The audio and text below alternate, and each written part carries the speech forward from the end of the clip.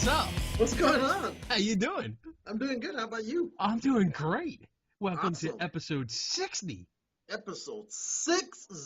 60. Holy shit. Whoever thought we'd get past episode 5 after all the mess we got into? Wow. Where are you? I'm here outside in my room.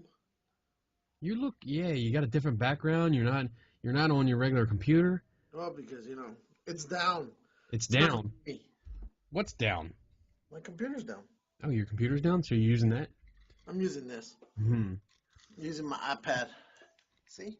Oh, look at that. Stylish looking. Woo-hoo. I like the bathroom towels behind you. Well, They're hot. you never know. I might have to go to the restroom real quick, so. Well, yeah. I mean, just let us know. I will. I'll let you know. You know what? What? It'd probably be easier if you were just here. Really? Yeah. You there? Hey, I'm here. What did you do? Nothing. Why don't you just come in here? Why don't you come out here? I can't leave the office. I'm recording. You're a bitch. You're a bitch. Whatever, bitch. Stupid bitch. Get in here. Like that. Guess what? Piss me off. Oh my gosh. Fucking shit. Here we go. Who's here? I'm here too. Wow, is there an echo? Yeah. Okay. Hold on a second. Hold on. Wait. What camera do we look at? I don't know. Oh, shit. You over there? I'm on you. Hold on, no. No, you're not on. I'm on. Oh, time to go. Bye. Bye. Bye. Boom! We're back. Hey! Fucking too many screens. No more echo. There you go. There I go. Your microphone should be good. Is it? You have a microphone. Hello? Hello. Hello? Can't be that far over. It's not far away. There you go. There we go. Now you're in view. It's over here. Oh, right. Holy shit. What's up? Well, your microphone is up. It is. Stop playing with it. I play with it. You're all my always microphones. playing with it. Anyway, what's up, buddy? I'm right here. You're here. And you're over there. Oh my god. Don't touch me out down low. That's a nice shirt you got there. Of course it is. Yes. Tacos. Make tacos, not war. That's right. That's an awesome shirt. I like that. Well, somebody gave it to me. Racist. Racist. Shut up, bitch. Oh, I have something for you. Well, I have a whole bunch of stuff. What do you have for me? I gave, well, let's see. You got your comic books from Dave Ebersol. That's it. Oh, we got that. They haven't seen that before. Yeah. What is that? We'll just find out. Let us find out. Probably a case full of the clap. Could be. I don't know. Opening it. Opening it. There he goes. It's open. It's a cigarette holder. No. No? We don't do cigarettes. Okay. Ooh. A card. It's for cards. Let's see. Let's have see. any? Let's see.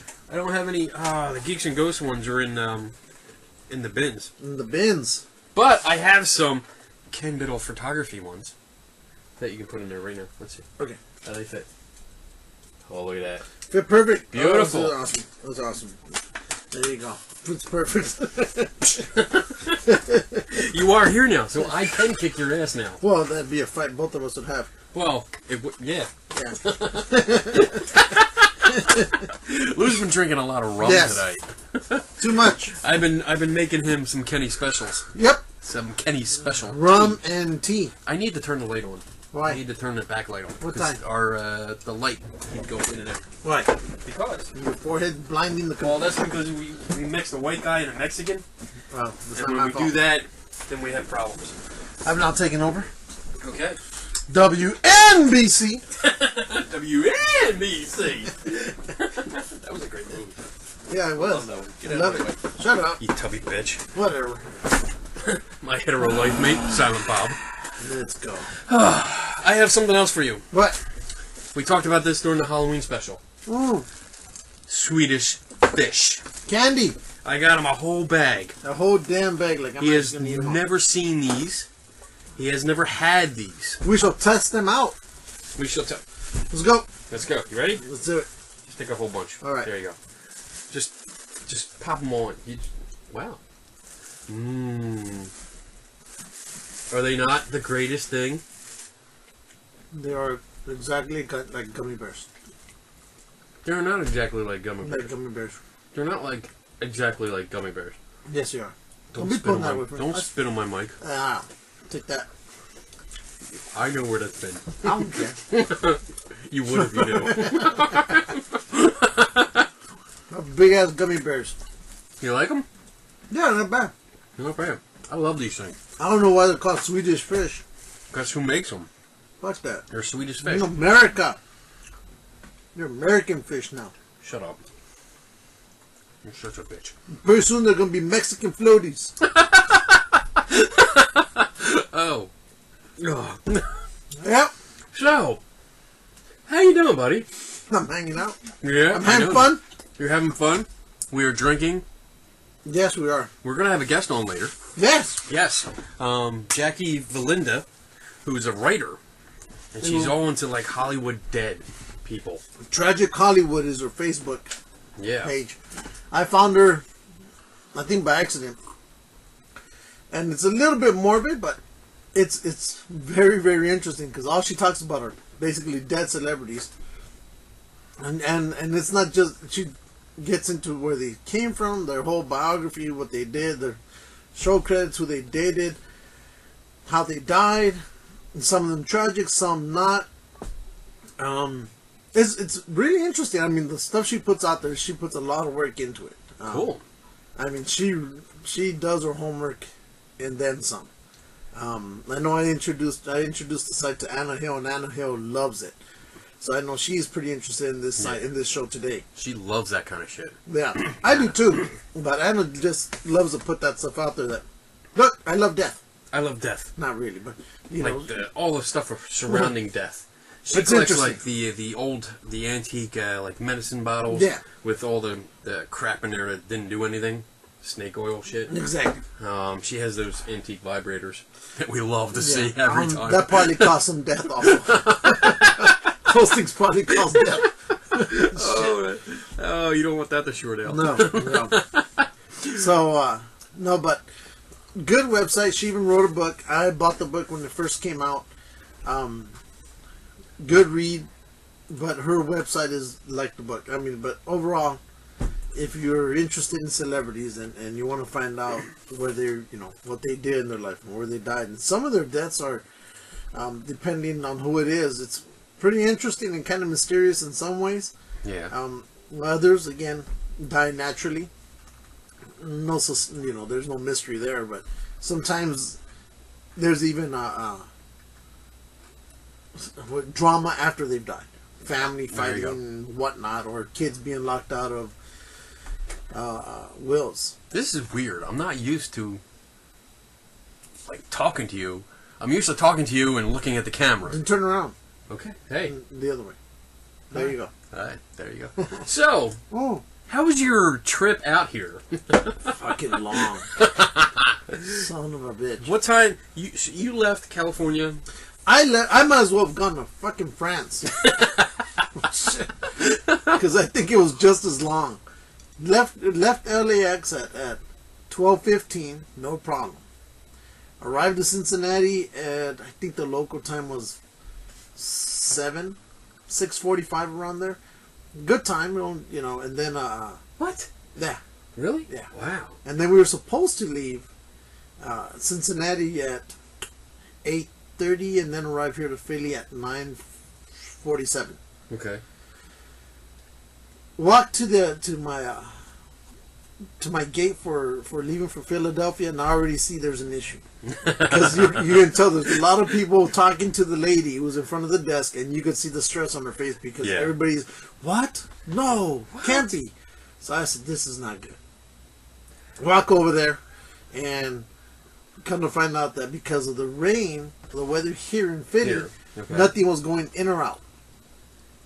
It wasn't kind of like your sex life. Nothing was going in or out. And so, so she then says, opposite of your ass. But not, unlike your mouth. So anyway, so what ended up happening was I walk over and I go, hey, what's going on? She tells me what I just mentioned. She says, "Oh, it looks like the plane's not going to leave till 9:30." I said, "Okay, an hour delay. I can deal with that." So we take off, go eat, have some Skyline chili, if you know what that is.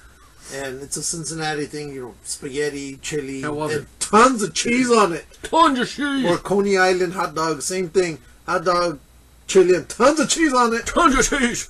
And then it attacked my ass probably 40 minutes later. So what'd I say? Did I not call that? But as soon as I got back, they changed it from 9:30 to 10:35. Oh, wow. That means I was gonna fly until 12:30, almost 1. Oh, yeah. So I'm like, oh, this sucks. Well, luckily, the weather cleared out here. Flight changed at 9:30. We get on the plane, and we sit there for maybe 10-15 minutes, and then the pilot comes over and says, "Well, we have a minor problem." And then he goes, "Well, actually, it's a major minor problem for this plane, so we're going to switch." So now... Yeah. I didn't know this. Yes. So now we go from gate 14 all the way to gate 26 as we wait for everything to get transferred over.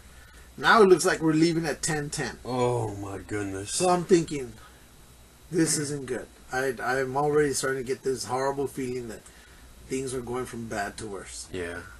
Well, we finally leave and we're thinking, okay, great.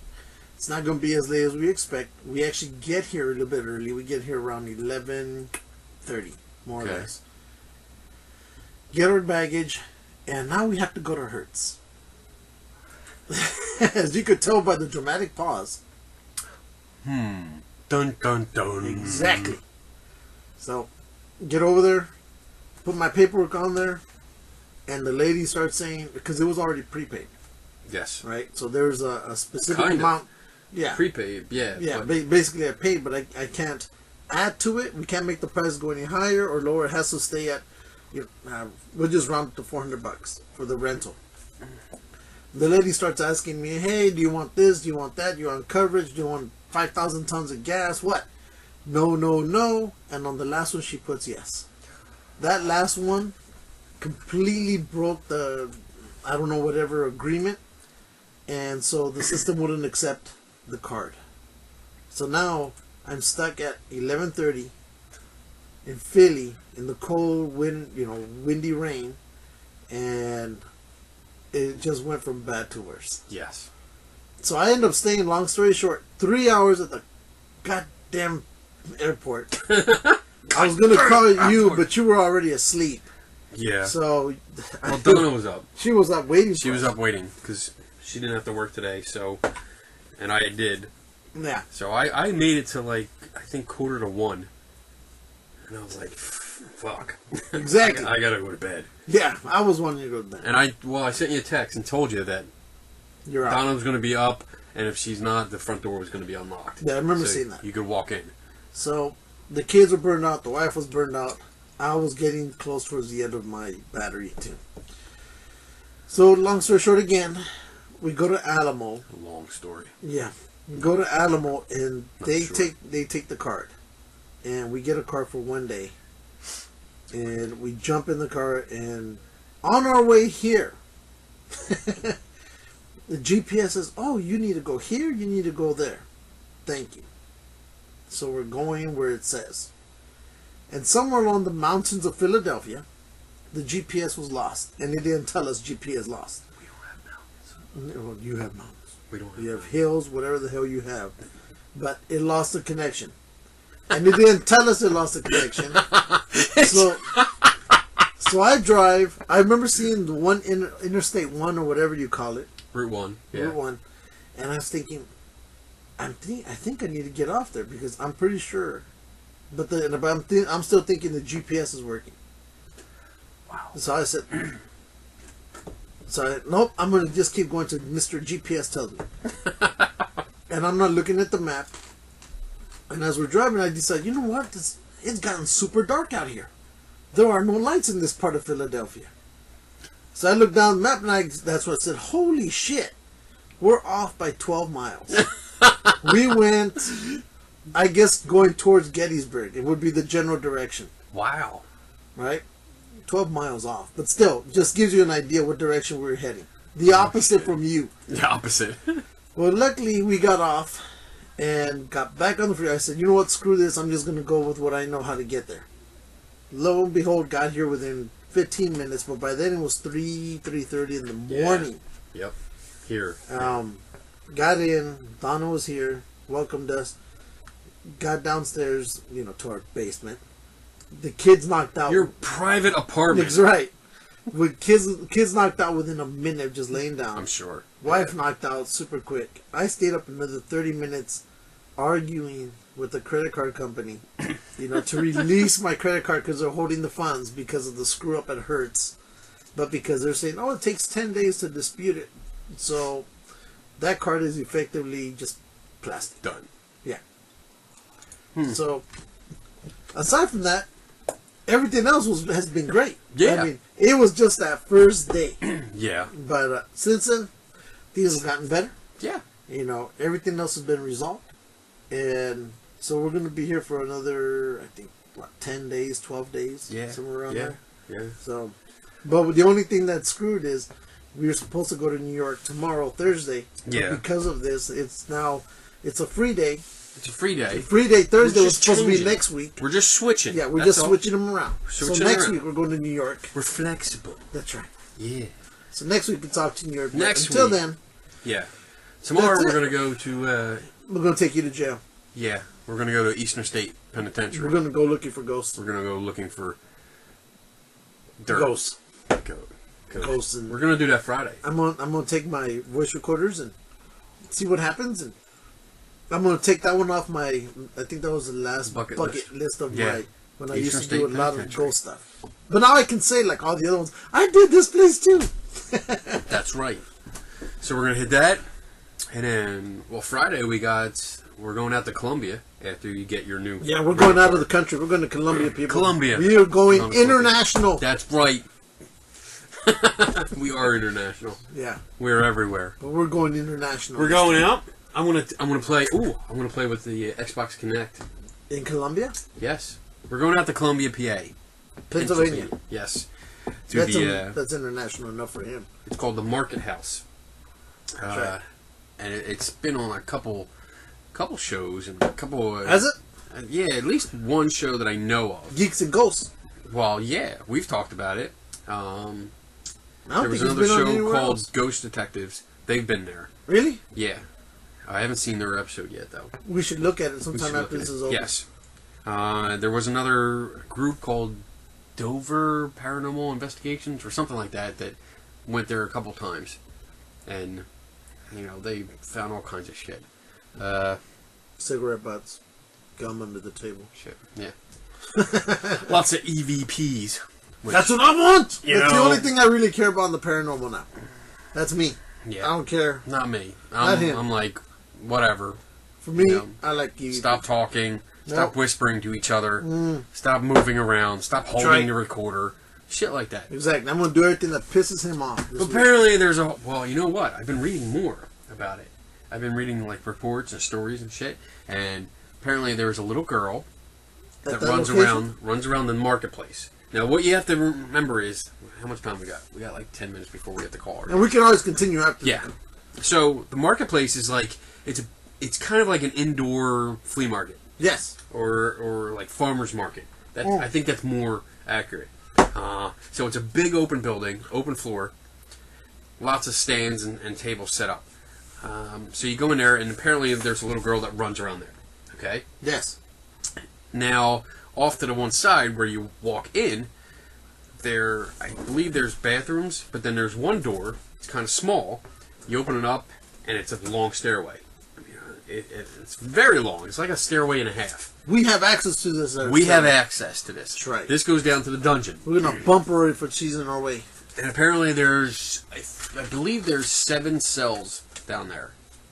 They were used for livestock and grain, and I guess grain. They would store grain and stuff like that there. Yeah, we have a wormhole detector too. Yeah, we have a wormhole detector. Yeah, a vortex detector, because we've gone one step higher. There's our wormhole detector. That's right. Vortex! So yeah, there's 7 cells down there, and they had turned it into a jail at one point. and they would keep drunks down there. And like us. The weird thing, the cool thing that I read was that there was like chutes. You can read from the outside. I can read. Amazing. I know. I taught myself last year. Good. There's chutes outside.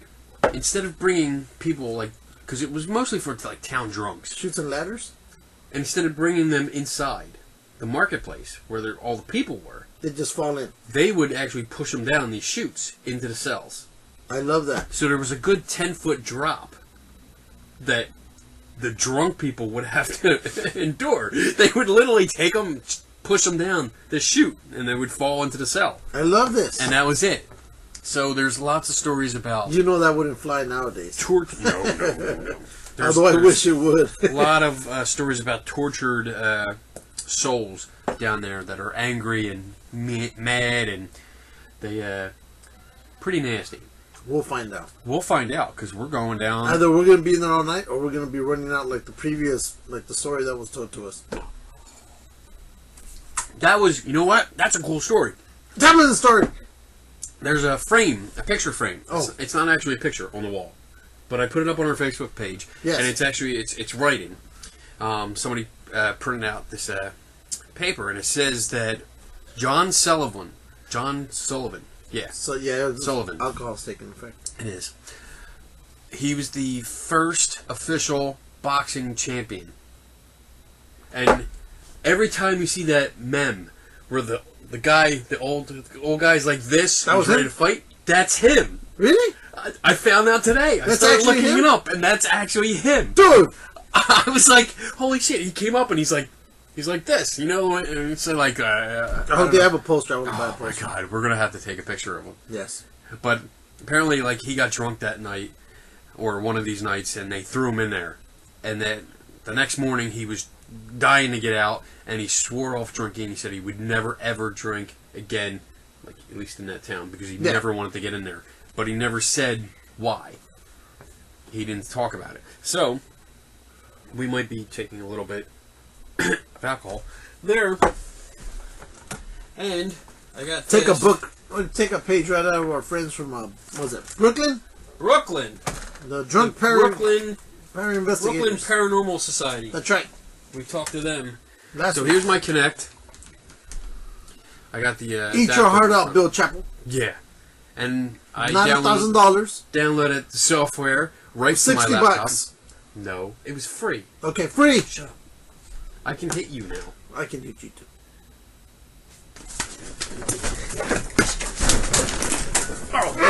Oh, your toy just fell down. All right. Anyway, so we're going to take this, plugs right into the laptop, and the software is available from Microsoft. You can download it. Did we just have a slap fight like on The Walking Dead? Oh, we actually fucking destroyed Carl's slap fest. Ours was like 10 times better. That was horrible. That's a sight. That was horrible. That was horrible. Is this a pair of bitches fighting? It was like I paused it. It was like, did I just see that? Was that too? Was that? Wait. Patty cake. 1, 2, 3. Fuck. I'm so drunk. Alcohol is tonight's theme. Yes. So anyway, we're gonna be doing that Friday. And science.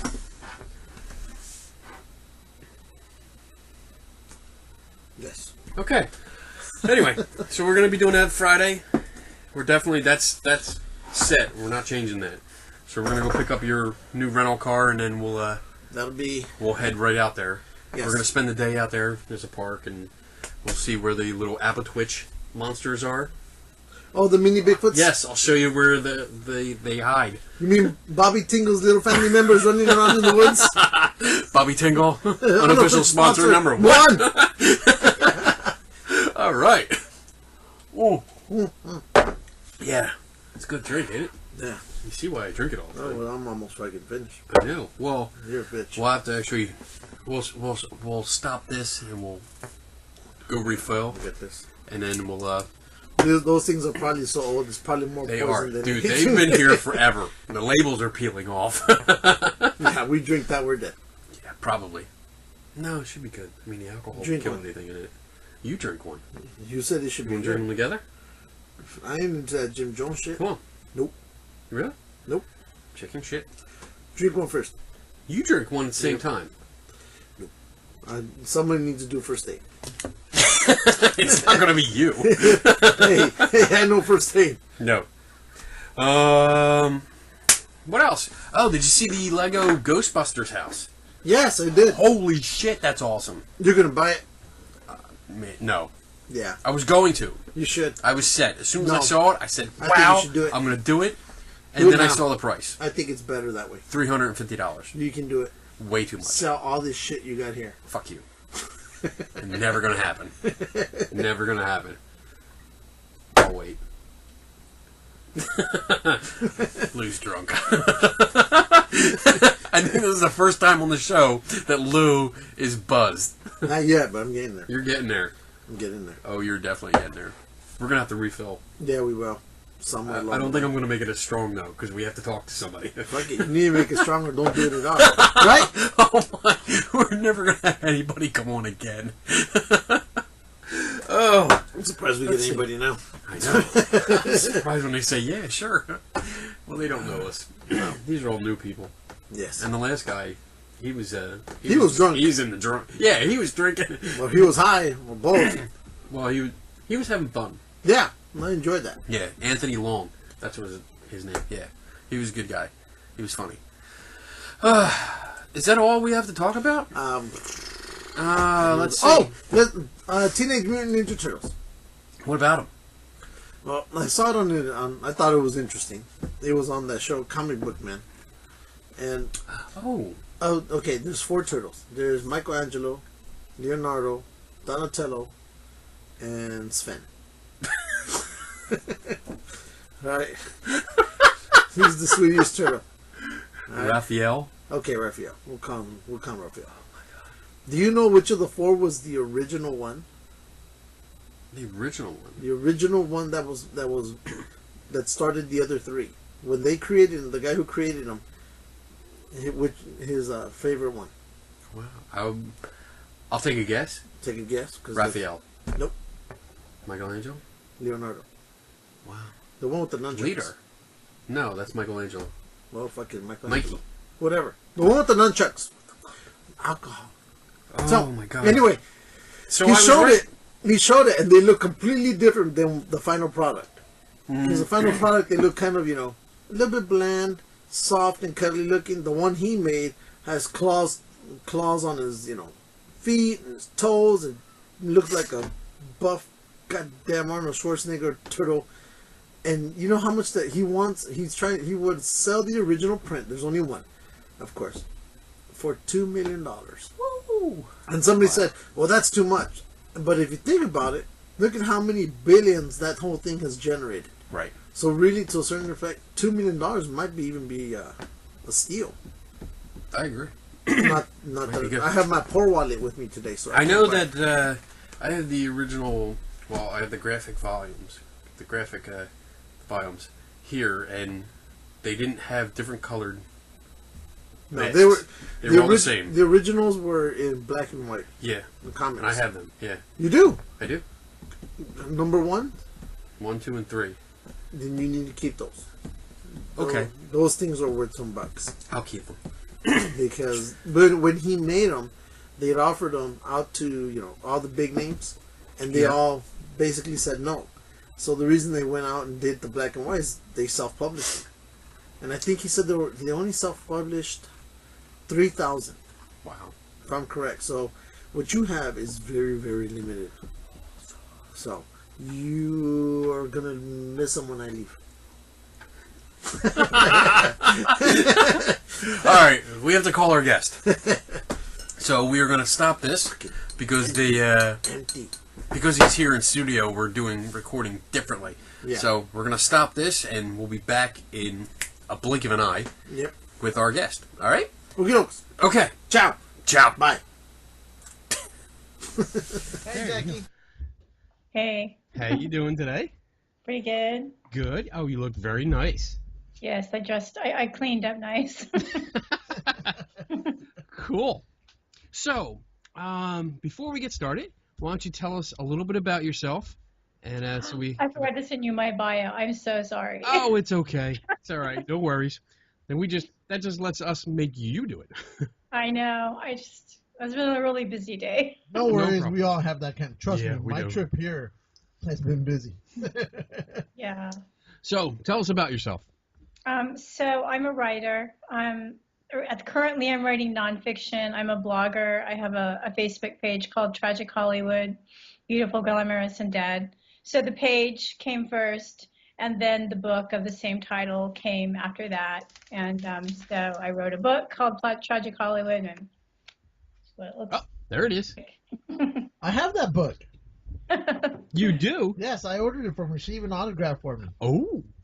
Yeah, back when I first started releasing them, I told people about the blog that you could autograph it and send it to you via my blog if you ordered it from the blog. But I don't so much push that anymore because it got to be a real hassle. So I'm lazy. I prefer Amazon taking care of all the shipping and all of that. But people still like autographed things. So occasionally I'll say, well, I can, if you want to buy it from my blog, I can, Yeah, I absolutely love your blog. And like I was saying, Kenny, I've introduced him. I've introduced, in fact, a lot of my friends to your Facebook page. I mean, there's times that I go to your page and I can't just read one story. It's almost like that cookie. I can't have just one. I keep going, and then I've lost time reading everything, but I love your site. It's interesting that you make a reference to cookies. You just keep eating cookies, don't you? I mean, especially if people understand that I have a collection of pictures in photo albums, and I have labeled each photo album with a category like tragic blondes or tragically murdered or tragic suicides. So they can go in and look at those photos in those photo albums, and they can click on the photo and get the biography. And that tends to take people away, and people are like in there for hours and hours, but not a lot of people know about that feature. Yeah. We're looking at it. Yeah, we're looking at it right now, and I see it. Wow, just tragic blondes, tragic accidents. You got a lot of albums up here. I mean, you really put a lot of work into this. So, one of the questions I was going to ask is,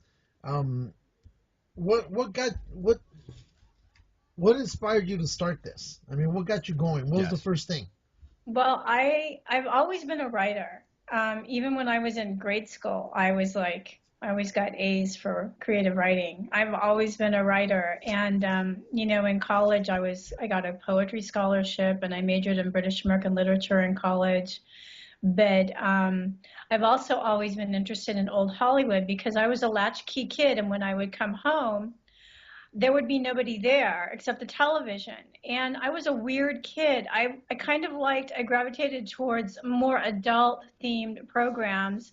I didn't like cartoons that much, so I'd watch the old movies on Channel 13 they'd show in the afternoons after school. I became enthralled with the old movie stars and the old movies and kind of became obsessed. And my mother was a big fan, because that was her era.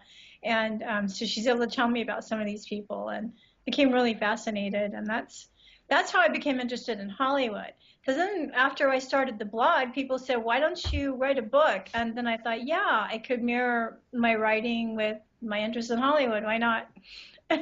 Yeah. So... Stop sliding it. Shut up. So, what's been the reception? I mean, when I've gone on there again, I know sometimes I see a lot of people love it. Some people have some issues, but overall, what do you feel has been the reception to? Usually people really like, if they're going to follow the page and they interact with it, they generally like what I'm doing. But I get people who, and it's true, I really can't spell. I said that once. I'm a terrible speller. So I get people with the red pen out there saying, you misspelled this, or you didn't put this or that, or whatever. But what really upsets me is the people that get angry when I post the truth about stars, because it's not a warm and fuzzy fan site. Like there's a lot of those on Facebook, but this is not one of those. This is tragic. It's about tragedy. And it's about death. And when I post, and I'll post about that stuff, and I'll post about what led to that. And a lot of people don't like hearing that about their cherished icons. Yeah, because I know I've seen some pictures where you posted like a celebrity in a coffin, or Mm-hmm. I know some people have had issues, and I've Mm-hmm. gotten in, I've defended you on some of those, and I said, the site is exactly what it is. It's not gory like many others are, but it is Yeah. exactly what it is. But um, have you have any family members ever gotten a hold of you of any of these actors, actresses, and said, "Hey, I like what you do," or "Hey"? No, I've never had it. Well, most of them are dead. I've never had a family member ever contact me except for one. I had one family member, son of Diana Dors, Facebook message me telling me that what I was saying about his mother was lies, but it really wasn't lies. And but I took it off anyway. I said, okay, I'll take it off.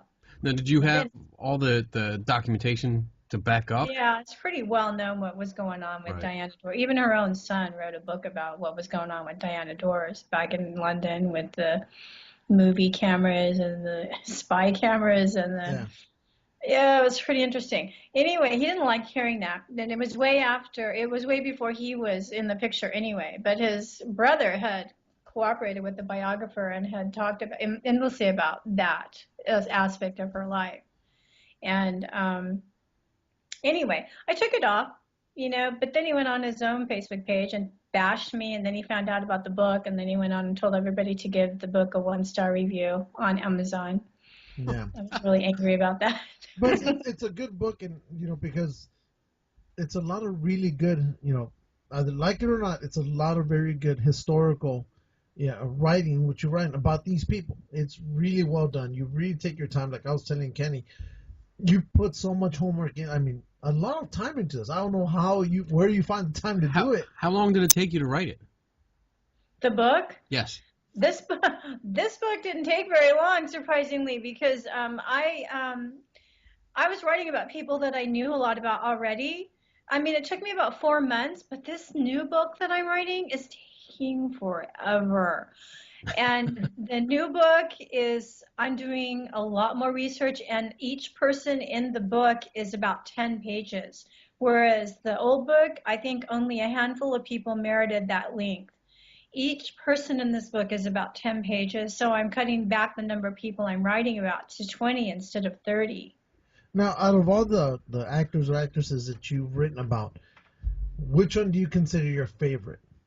Regardless of how they passed, I mean, is there that one that you have an extra, emotional bond to, or? That's such a hard question. That's like asking what's your favorite rock and roll song. I can't pick a favorite. There's some that I like. And how do you pick a favorite? Do you pick someone based on their talent, or do you pick someone based on their personality? So many of these people were so messed up, What? but they were like, okay, like Peter Sellers, for instance. I loved him. I really loved him. Then I started researching him. He's in the new book. Then I started researching him. What an asshole. I thought he was such an asshole. And he was so gifted. And he was so talented. There's nobody who can come close to his ability to play multiple roles in the same. In case you don't know, this is a guy from the original Pink Panther. Yeah, but his greatest role was in the movie Being There. He played, I guess you would call him an autistic man today. Chauncey the gardener, who has worked for this millionaire his whole life. Peter Sellers became obsessed with the book Being There. This is interesting. Way before he made the movie, he became obsessed with the book, and him and Jerzy Kosinski, the guy that wrote it, became really good friends. And he kept saying to Jerzy Kosinski, you stole my life. You wrote about me, and that's in that book, and that's my life. And, I think that you owe me. Huh. It was bizarre. I mean, he literally thought Jerzy Kosinski had written about him in Being There.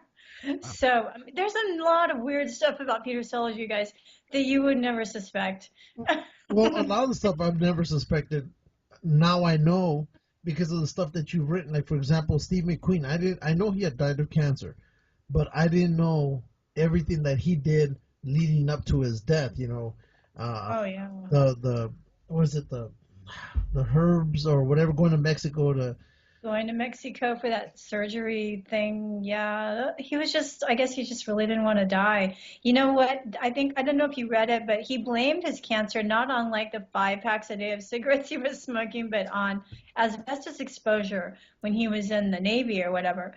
And that might have been true, actually. Yeah, I would agree. Yeah.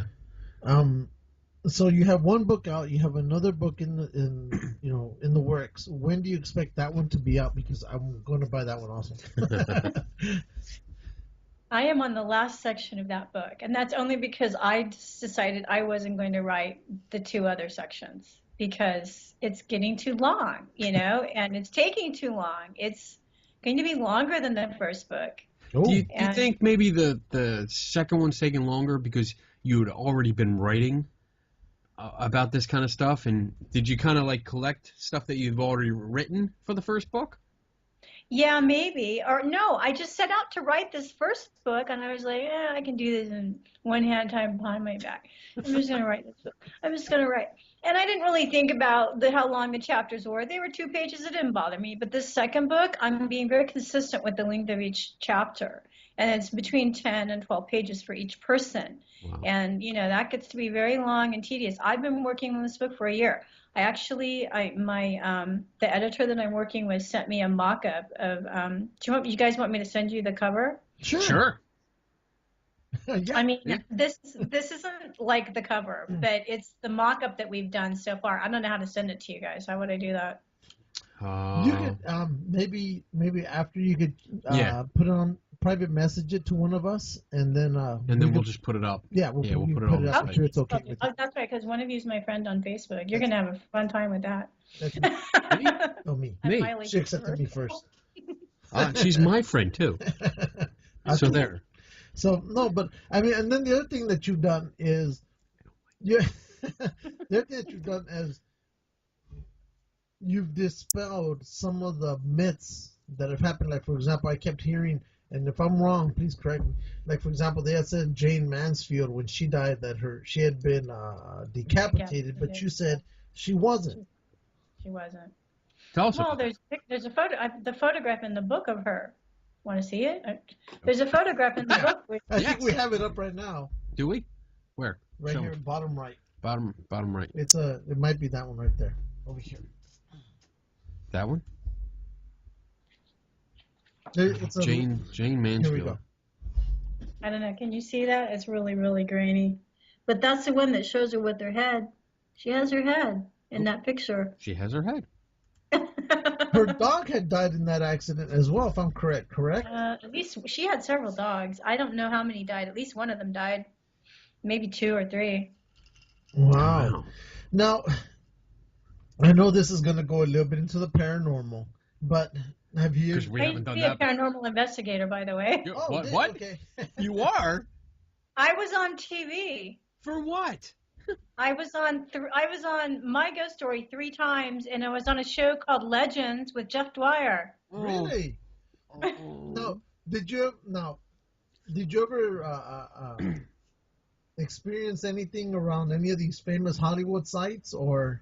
Yes, of course. I mean, Hollywood Forever, the cemetery, where Rudolph Valentino and Barbara Lamar and all those people is really haunted. One time I went there, and right near Rudolph Valentino's crypt, he's buried in the cathedral mausoleum back there, along with, I might add, which I did not know until today because I'm researching him for my new book, along with William Desmond Taylor, who was a famous director who was murdered, and people still talk about it today. Was he the one that wrote that book? I'm sorry to interrupt. Well, King Vidor, somebody wrote the book. Who wrote it? It was called A Cast of Killers. It was written by Sidney Kirkpatrick, but based on King Vidor, the other famous director, based on his research of the case, okay, he wrote this book called Cast of Characters, which I've been using as my research for the chapter on, there's a chapter in the new book, there's a segment in the new book called Tragic and Mysterious, and it deals with unsolved mysteries and crimes, and the first one is the William Desmond Taylor case. First time I've ever really taken on that case. So it's like peeling an onion. There's so many layers to that case. Anyway, yeah, so I was there one time, and I was near the Rudolph Valentino crypt, and I heard like 1920s music playing. Huh. Wow. Because I've been to that cemetery, and it's a beautiful cemetery. Mm-hmm. But, I mean, it's basically a who's who of celebrities who've been buried there. Almost like, what is it, the Forest Lawn in Glendale, am I correct? Oh, they hate celebrity grave hunters at Forest Lawn. They'll kick you out. Really? They will kick you out. If you're caught, if you go up to them like you're all naive and wide-eyed and like, where's the celebrities buried? They'll just show you the gate. Really? I didn't know that. And if they catch you dawdling too long, or if they catch you with a book called Hollywood Remains to be Seen, written by my really good friend Mark, that's like the Bible of where celebrities are buried in LA. And me and my friend, we took 5 years. We hit every cemetery in that book and every grave in that book. It took us 5 years to do it. Wow. But if Forest Lawn sees you with that book, you're out. Wow. Really? I didn't know that. I thought Why? it was open territory. You're out. Why did they kick you out? They're very anal about stars, dead stars, privacy. It's like well known that they hate. Wow. It's like, I call it the vault. The Great Mausoleum over there, I call the vault, okay? Because all the big stars are buried there. Michael Jackson's buried there too, I think, isn't he? Yes, you're not going to get to see him unless you know family in that area. Wow. Yeah, because The vault is huge. The vault is 4 stories. 4 stories of crypts. Yeah, because I've heard that the vault where Michael Jackson is buried, that the only way you can actually enter is if you have a family member who's in that mausoleum. Outside of that, they won't let anybody inside there. They won't let you in. Wow. Nope.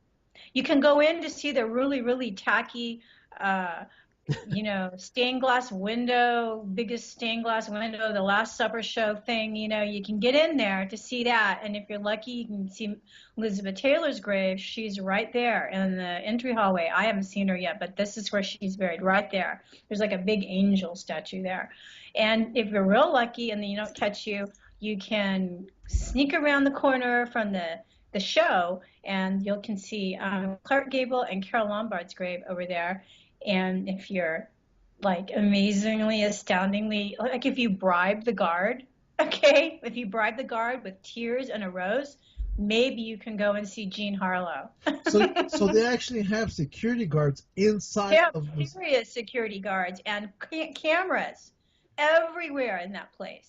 Wow. And really creepy piped in elevator music. So like everywhere you go, like in that cemetery, even outside, there's like this music playing. It's very, very sterile and really weird. And they have life-size statues of, replicas of David and just, it's a very bizarre place. So let's say, for example, I were to go there tomorrow, for example, would I be able to get through the front door and that'd be it? Or are the doors locked? You talking about the Great Mausoleum? Yeah. There's a lot.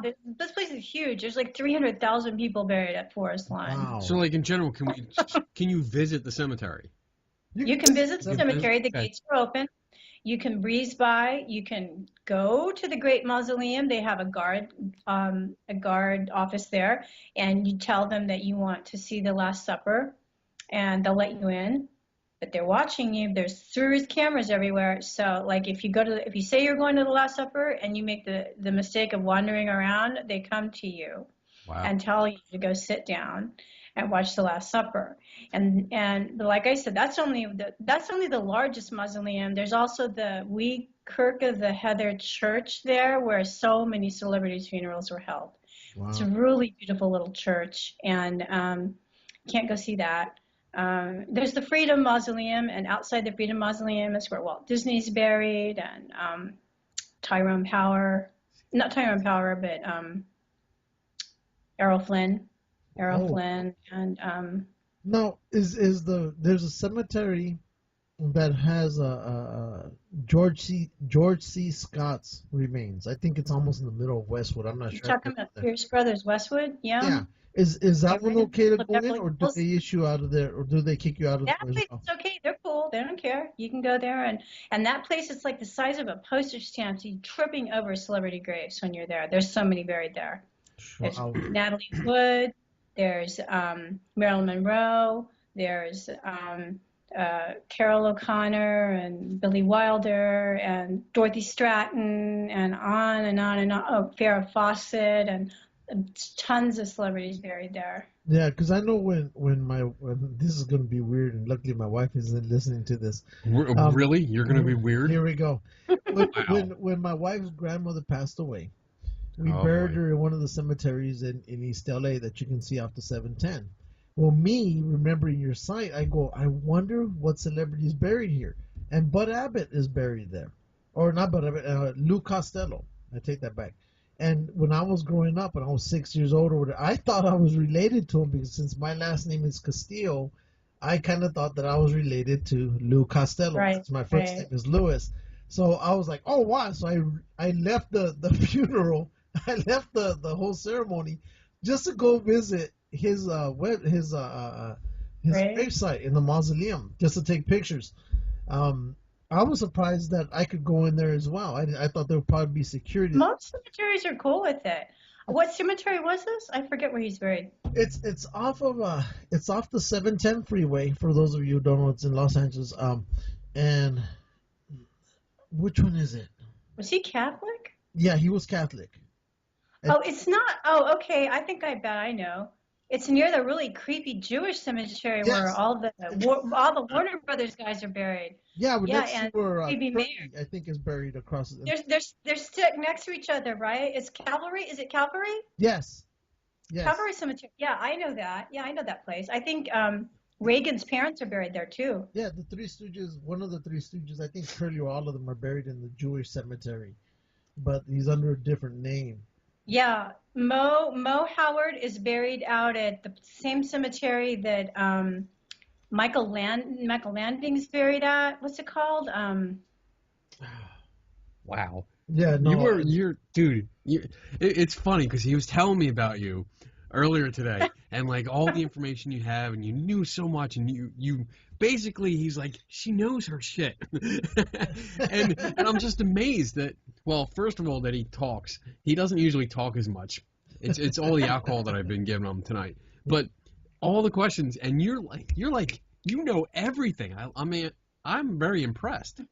Yeah, no, I mean, this is amazing. I mean, what I like to do when I go to cemeteries, I know it's kind of freaky. I don't know if you do this.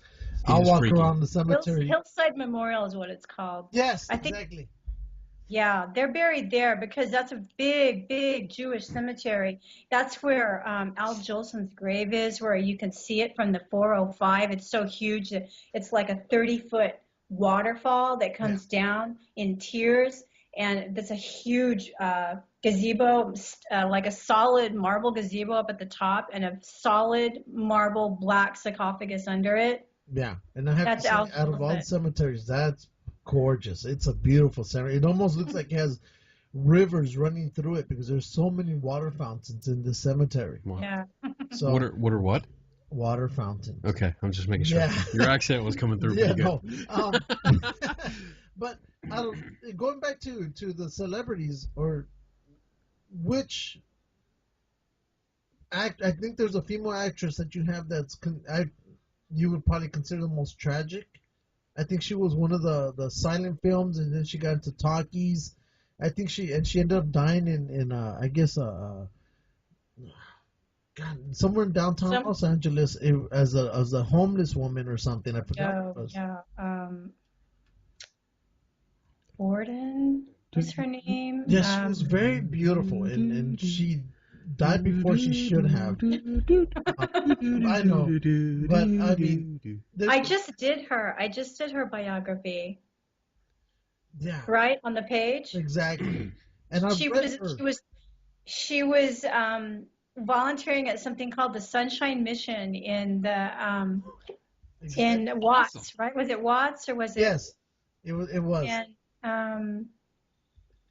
And nobody knew who she was. Mm-hmm. And then she became ill.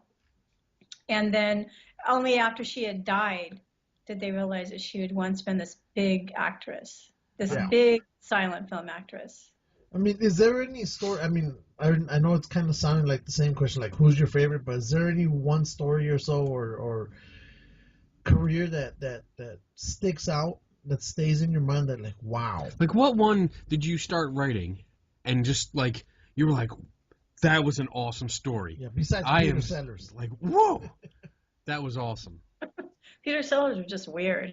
I don't know why. It's weird. I mean, I'm really into the stories that I'm writing at the moment. Like if it's a Star's Deathiversary and they're tragic, like I just finished Gig Young. I mean, that was really sad. I mean, he has to be one of the saddest stories I've ever written. It was sad from day one, And then you got this. The last person I finished in the new book was Paul Walker. That guy had everything. He had literally everything. He had looks. He had incredible charisma and charm, and everyone loved him. And he had this fabulous career. He was rich. I mean, so you got these kind of stories, and his story is different from the rest because he had everything, but he just had to do one last ride. Yeah. Just one last ride made all the difference for Paul Walker, and he did not die pretty. No, unfortunately. No. I know there were another one that shocked me was I don't know his name, but he was the guy who came out in the movie. Now, damn alcohol. Did he just die? Or are you talking about someone recent? He came out with shoot. It's like, well, we'll go over to. I'll find his name right now. But Billy Laughlin, the original Froggy from the Little Rascals. Mm-hmm. When you mentioned how he had passed, and he's buried up in Rose Hills, off the 605 freeway. That one surprised me. I didn't know he had died delivering newspapers. Oh, really? Yeah. Oh, I got you. I got you. Really? Who?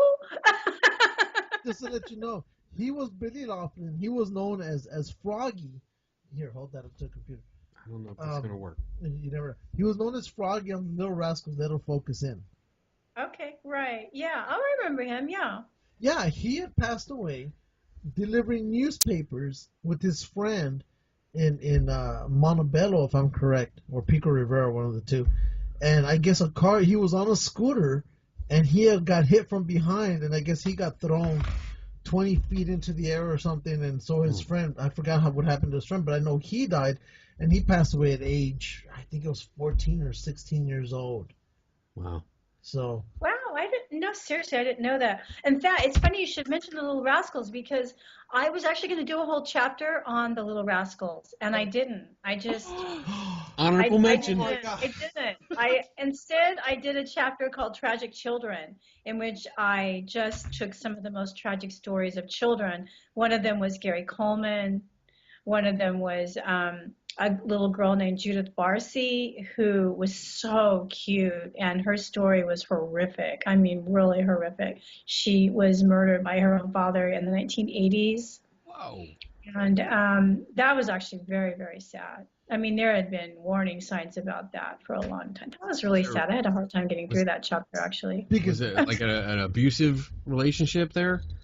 Yes, the father was they were immigrants. They came from, I think it was Poland or somewhere. Anyway, yeah, and he was abusive. He had threatened to kill them before. He shot her and the mother, and then he set the house on fire after about 2 days. Ouch. Wow. Have you ever done any research on George Reeves? I was about to get to that. In fact, he's in the old book. But the thing is, he's not. I didn't do a chapter on him. I just did a chapter on. I did a chapter on the haunting of his house, which was a notorious haunting. I have never actually done him in a chapter in a book. So wait, you did a chapter on the haunting? On his house being haunted. And that's in your book? The old book, yeah. Okay. Yeah, you should have brought the book. Well, no, I couldn't find it because since we moved. But from what I understand, I know there's a family that lives in that house currently. But I don't think they allow investigators to go into that house. Probably not. They wouldn't want me in. Is this a paranormal? You told me, right? This was kind of a paranormal show. We do everything. I mean, we do because we both started out as ghost hunters kind of thing. I'm the token skeptic. I'm a science-based, science enthusiast. I'm heavy into that. I write for science magazines and stuff like that. Lou is kind of coming on. I'm still, he's on the fence. I still believe in all He this. still believes, and I mean, we're actually got access to a allegedly haunted dungeon Friday night that we're going Friday night, and we're staying overnight. So, in two questions, I was leading up to that. I mean, out of all the Hollywood sites that you've been to, that you've investigated, which one do you think is more, did you get your more haunted or experience that you could say? Well, like I said, I had the weirdest thing happen to me when I went to Hollywood Home of Peace. That was one of the very first Jewish cemeteries ever. And it's in a kind of a bad part of Los Angeles. Near Calvary, it's down the road from Calvary Cemetery. And it's a very, very old cemetery, all Jewish, and this is where the Warner brothers are all buried. Jack and his brothers, Jack is way over here, and his brothers are way across the cemetery in the family tomb, so that tells you how well they got along. Anyway, Curly from the Three Stooges is buried there. Yes. Oh, nice. The famous Louis B. Mayer is buried there. Anyway, I was visiting there. It was like, I don't know, 11 o'clock in the morning. It was a nice day, but I kept seeing out of the corner of my eye, like shadows darting behind these tombs. And every time I'd look, it would be nothing there.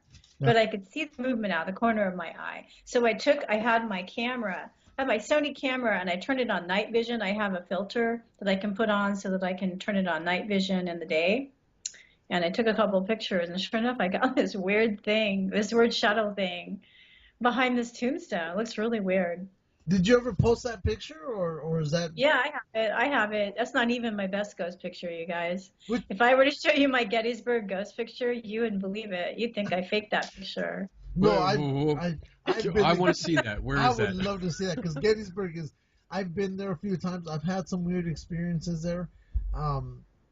The town is so full of history that I absolutely. I mean, I love Gettysburg, and anything I see. You're in Philly, right? You're right there. You need to go. Yeah, it's like 2.5 hours, 3 hours from us. Yeah, it's about 2.5 hours. What did you catch? I mean, I got a soldier. He's gazing out at the field. Like I took it on Devil's Den, at the very top of the peak of Devil's Den. Okay. Yeah.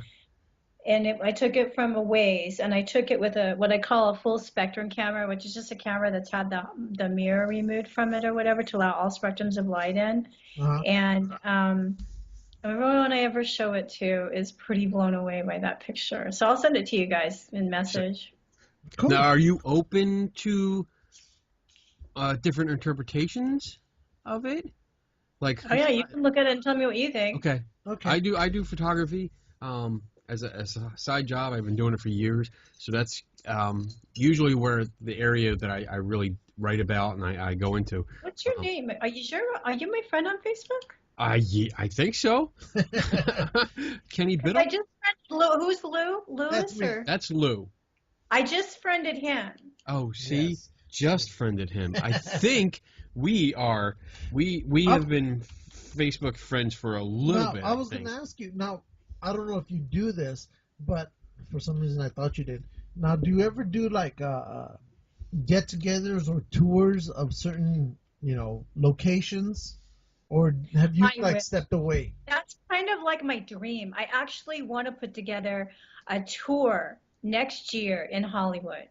I want to get together. I know a few people over there. I know Scott. He does Dearly Departed tours.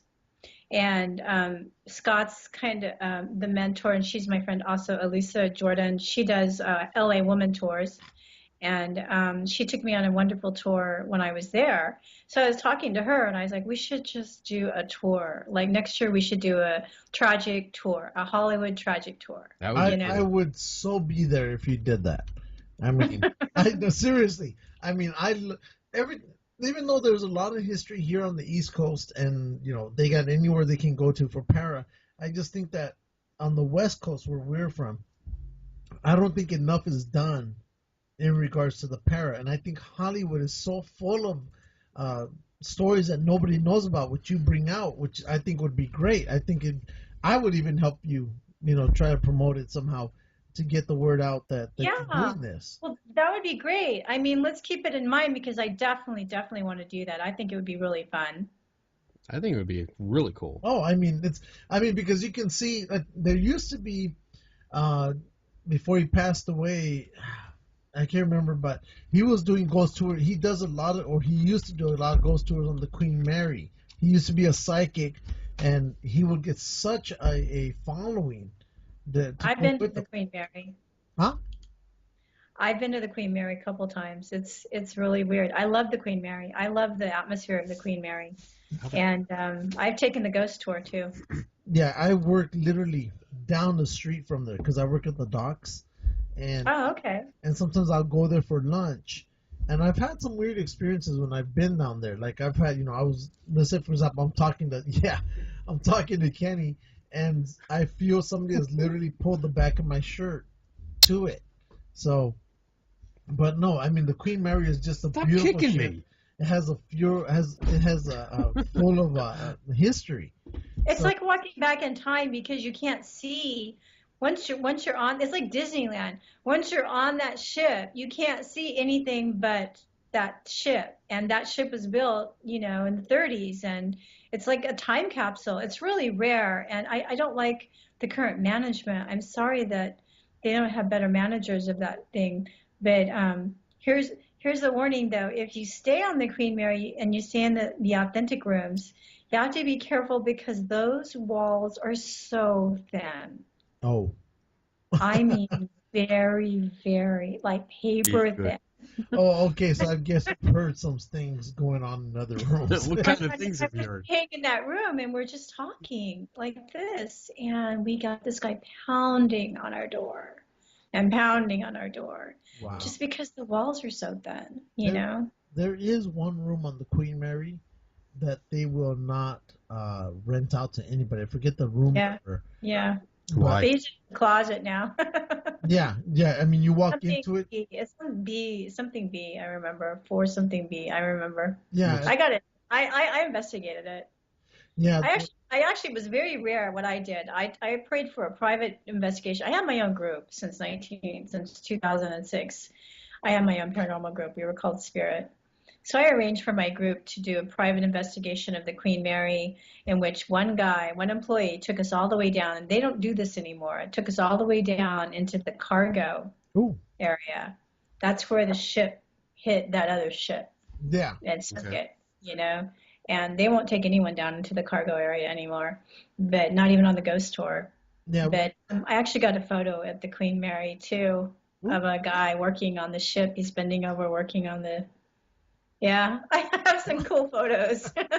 No, because what in regards, in case you didn't know, in regards to the Queen Mary crash hitting another ship during World War II, well, what the Queen Mary would do, it would transfer troops back and forth from the United States to Europe, and on this one trip, they were transporting troops, and what happened was the United Kingdom would always provide a destroyer escort in case of submarines, because Hitler had said, whoever sinks the Queen Mary gets a $2 million, or I guess would be considered $2 million reward.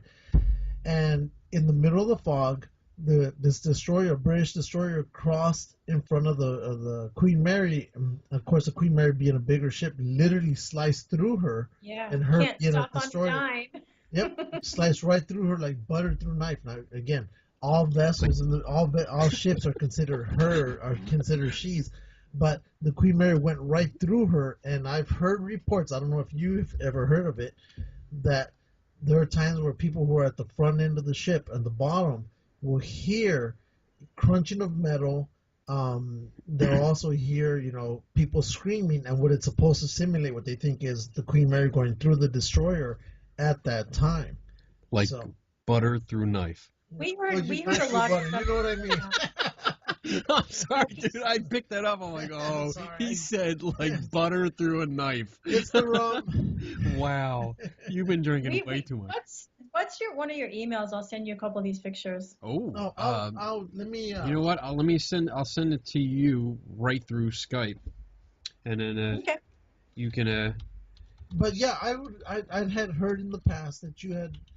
I think I heard that you were doing. You would take people on tours or trips to these locations, which I think would be great because there's so much history again with Hollywood, and I think you'd be the perfect person to show people not just here. This is what's happening, but this is who was here, and I think you'd be the perfect person for it. You're a great spokesman for Hollywood. I would love to do that. We should get together and promote it and all that because that would be really fun. Yeah. No, I will help you. Whatever way you want. We will promote the hell out of you. Yeah. If you want, because I think that from my point of view, I mean, I know you're still on the fence with the believer kind of thing, and you're into that. From my perspective, it would be more historical perspective. Yeah, it would be. I mean, I'm into haunted Hollywood, but the stories are more interesting, I think. Yes. The stories are slim about haunted Hollywood, actually, that can be pretty authenticated. Like the Hollywood sign is supposed to be haunted by Peg Entwistle. She's a lady who fell off. Was it the letter H? She jumped off the letter H. Yeah, sorry. She fell off, or she jumped off. People have seen her apparition on the trail there, just kind of gliding in her high heels and skirt. She hiked up that thing in a skirt and high heels, and that wasn't easy. Yeah. I mean, back then there wasn't like really nice roads, and the sign back then was beautiful and lit up, and it was really lit up, and it would do this. It would light up the whole sign would light up. And then sections of it would light up, Hollywood land or whatever, Hollywood land. That's what it said back then, Hollywood land. Right. It was a development. So it would say Hollywood land, and then it would all light up at once. And she had to brave all those lights and everything to climb up that thing and stare out at the beautiful lights of Hollywood below and jump to her death. Anyway, she's supposed to haunt the Hollywood. She keeps tripping supposedly she keeps tripping the motion detectors, and all the people in the Griffith Park who monitor it have to go and check it every single time, and they always smell the smell of gardenias or something whenever the things get tripped. Yeah, because I remember I've been up to that hill before, all the fences.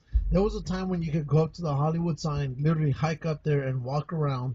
And what you don't see back then, what I noticed is from far away, it's a white, beautiful sign. But as soon as you get up to it, it was tagged with gang signs and whatnot. And it was kind of sad. So the LAPD set up if I'm correct, a fence with computers fence with cameras and motion sensors. So the minute somebody tries to get in, they are there. Well, it was being vandalized and it was being neglected. And who spent all the money to preserve it was Hugh Hefner, actually. Really? Wow. So for him, he did it twice. He did it I think he did it in the 70s, and he did it again in the 90s, Wow. Because I know the lady who jumped off, I guess her career had been going down. She felt it wasn't going anywhere. She never really had a movie career. She was a stage actress, and she probably would, and she did quite well as a stage actress. She played in a play, and it was one of the first plays that Bette Davis ever saw, and Bette Davis listed her as her main reason for going into acting, Peg Entwistle, when she saw her in this play. No, no, go ahead. I mean, she had a really good stage career, but she just got bit by the Hollywood bug. Her play came to LA, and when it was done, she had an uncle who lived on Beechwood Drive, which is near the Hollywood sign. And so she stayed with her uncle and aunt, and she went and made the casting calls. But she was broke, and nobody was hiring her. I think she got a bit part in one, I think it was I forget who starred in it. I should know that. Anyway, she got like a bit part, and it's all in my book. I wrote about her. She's all in my book. And anyway, it just didn't look like her career was going anywhere. And so she just decided to go off in this spectacular fashion. And honestly, very surprised she's the only one that's ever jumped off that sign, because that's the only reason people know her now. Oh, by the way, her ex-husband was Brian Keith's father. Really? Yes. Now, here's a question I've heard, and I don't know if it's true, but hopefully you can confirm it. I heard that after she had passed, before anybody knew, that she had landed, I guess, her big break on a movie. Was that true? No, she landed a part in a play about a woman who commits suicide. This was the rumor. This was the rumor. Okay. So I don't know if that's true or not. That's the rumor. Okay. Now I remember we're going to go back 15, 20 minutes ago when I said there was an actor that I didn't know all this had happened about. And the one I'm talking about is Rex Harrison from My Fair Lady. You said there was just a lot of stuff going on around him. Rex Harrison was kind of a jerk. Yeah, because I never thought he was. I thought the way he, again, people tend to think that the stars are, when they see them on TV or movies, they think that they're a real nice person or whatnot. But that this guy actually was, an ass. Yeah, he was really a jerk. He was having an affair with Carol Landis. And she really fell hard for him, and she was so beautiful. She's like a tragic blonde, and I haven't written about her yet. I really should write about her. But, and he just sort of dumped her, and she committed suicide, and then he was married to another woman who committed suicide, and yeah, it's like, he's kind of a jerk. Yeah, this guy, Rex Harrison, from what I understand, he treated women as not even second-class citizen. There was, basically almost, I don't know, maybe I'm stretching the truth a little, but kind of like you tie, I'm going to put on my shoes, but you tie them for me, kind of deal. That's what I got. Very respectful to women, no. Yeah, I didn't. Yeah, you find out all these weird things when you do a lot of this research. You find out, like, just doing a chapter on Peter Lawford. Again, what a jerk. And, a lot of these people were really dysfunctional. Came from terrible, twisted backgrounds, and just really were never able to overcome that. Yeah. No, that's why, again, that's why I promote your site with my friends, and I've shared it because I love what you do. In regards to the paranormal, now, do you go out frequently, or do you just... No, I stopped paranormal. Huh? Say again? I stopped doing the paranormal. Oh. To concentrate on the Hollywood page and to concentrate on my writing. Okay. I actually had halfway written paranormal book written about paranormal experiences. I have it half written. I'm really proud of that book. It's probably better than this book, written wise. The text and the prose are better. But I haven't finished it because I got involved in the blog, and then I started writing this other book, and yeah. I think you should finish it. Personally, between you and me, you've already invested that much time into it. Finish it, and regardless of the reception, it's done. It's not something I wonder, But in regards to going back to the Hollywood Forever Cemetery, one of my other favorites, again, was Alfalfa. I forget his name right now, but the original. Yeah. Oh, why did I forget? But it was hard for me to locate his grave, but I was surprised that he had... Has a dog on it. Yeah. Schweitzer, whatever his name is. Schweitzer. He was in the movie, God dang, why my mind is losing everything. Because you're buzzed. Yeah, I'm buzzed. But he was another one because I think he died over, was it $20 or $40 because of a dog? Is there anything normal? Well, he was a little drunk. He was a little drunk at the time, yeah. Alfred, that's his name, I think it is. I sent you that. I don't know if you can get it, but I sent it to you. Your address, the one that you gave me on Skype. Dun, dun, dun. No, I mean, but has there anything been paranormal related to him, or? No, not that I know of. Carl Schweitzer, right? Wasn't that his name? Carl yes, Schweitzer? Carl. Not that I know of. Linda Rapay, who was the girl that was in Fatty Arbuckle's hotel room when she was murdered or killed or died from botched abortion, whatever you want to, however you want to spend that, okay? That's another one in my book. And she's also buried at, in the new book, not the old book. She's buried at Hollywood Forever. She's supposed to haunt Hollywood forever. supposed to see her ghost wandering around, you know. Wow. I didn't know that. I mean, the only time I went to when I was still full-blown paranormal is I went to Hollywood Forever Cemetery, and I guess the dad used to be on Bewitched, and the dad had lost his son on the flight that blew up over Lockerbie, Scotland. Think about David White. Yes. And he's buried just around the corner from Rudolph Valentino. Oh, okay. Then I missed Rudolph because I was looking for my kid. Yeah, he was right there. Rudolph Valentino was in the next enclave. How do you say that? Alcove. It's next alcove over. Yeah, because when I was doing an EVP, I was recording at that time, and a friend and I were talking, and there was nobody else in that building. It was just both of us. Sure. And there was like a voice that spoke over both of us. Now, I've never known what it said, but I know we were talking about his son, and I remember saying, wow, I didn't know that he had lost a son in that, terrorist accident. Yeah, over Lockerbie, Scotland, yeah. He was never the same. His wife died in childbirth, too. That guy couldn't catch a break. It was really sad. Wow. So, I mean, are you going to...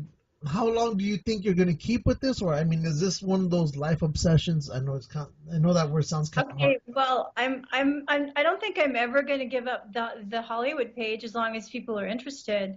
But I'm going to move on from writing about tragic Hollywood after this book. I might write a third book later, but not immediately. I want to write a detective book. I want to write a detective novel set in New York City in the 1970s, and it's about a detective who's tracking a serial killer who kills priests and nuns. And it's going to be called Jack Adams and the Hail Mary Murders. Wow. You already got that set up. Nice. It's like she's ready to go. Yeah, she's ready to go. Now, have you been onto the actual Warner Brothers sets or any of the because I've been on the sets. Oh my gosh, yes. You have to take the tour, the Warner Brothers tour. So worth taking. I was shocked at how much worth taking it was. You have to kind of tune out their stupid little tour guides that talk about 2.5 Men Forever or Friends or the Ellen DeGeneres show. I mean, who gives a fuck? Let me just walk around here and look at what was filmed on these sound stages without you bothering me, and it's cool, Yeah. And that's what I did. And they were talking about how, here's where the Ellen DeGeneres show is filmed, and we got to go inside the soundstage. I could care less, but it was where like parts of these very famous movies, Warner Brothers was king of the noir films and stuff, and Bette Davis ruled the Warner Brothers lot. So all of her films are made at Warner Brothers, and yes, that was and worthwhile taking tour. Now, I know it's real hard to get on those sites. I've been on there and I've done some work on those, the studio, Warner Brothers, you name it. But have you ever said, I'm going to take my recorder and maybe catch something, or have you ever investigated a location by chance? I was this close to getting into the old Chaplin studios that are currently being used by, or was being used by Jim Henson, the Jim Henson studios over there right off Hollywood Boulevard. I was that close to getting in there. Really? But it fell through. That's awesome. Now, do you still keep trying? Do you still try to get into those locations? I know you're out of the paranormal, but if it ever comes across, would you get in there? I don't know. I might. I've investigated. I did it for 7 years. I investigated a lot of places. I got exclusive access to Lep Castle in Ireland, where ghost hunters had the elemental encounter. I've been in Alcatraz Island by myself, just me and 15 of my group all night long on Alcatraz, roaming around. That's a hard location to get into because that's almost like a lottery. I entered the lottery. Took me 2 years to get access, and usually they only grant access to like Boy Scout troops and stuff like that, and they're not doing it anymore.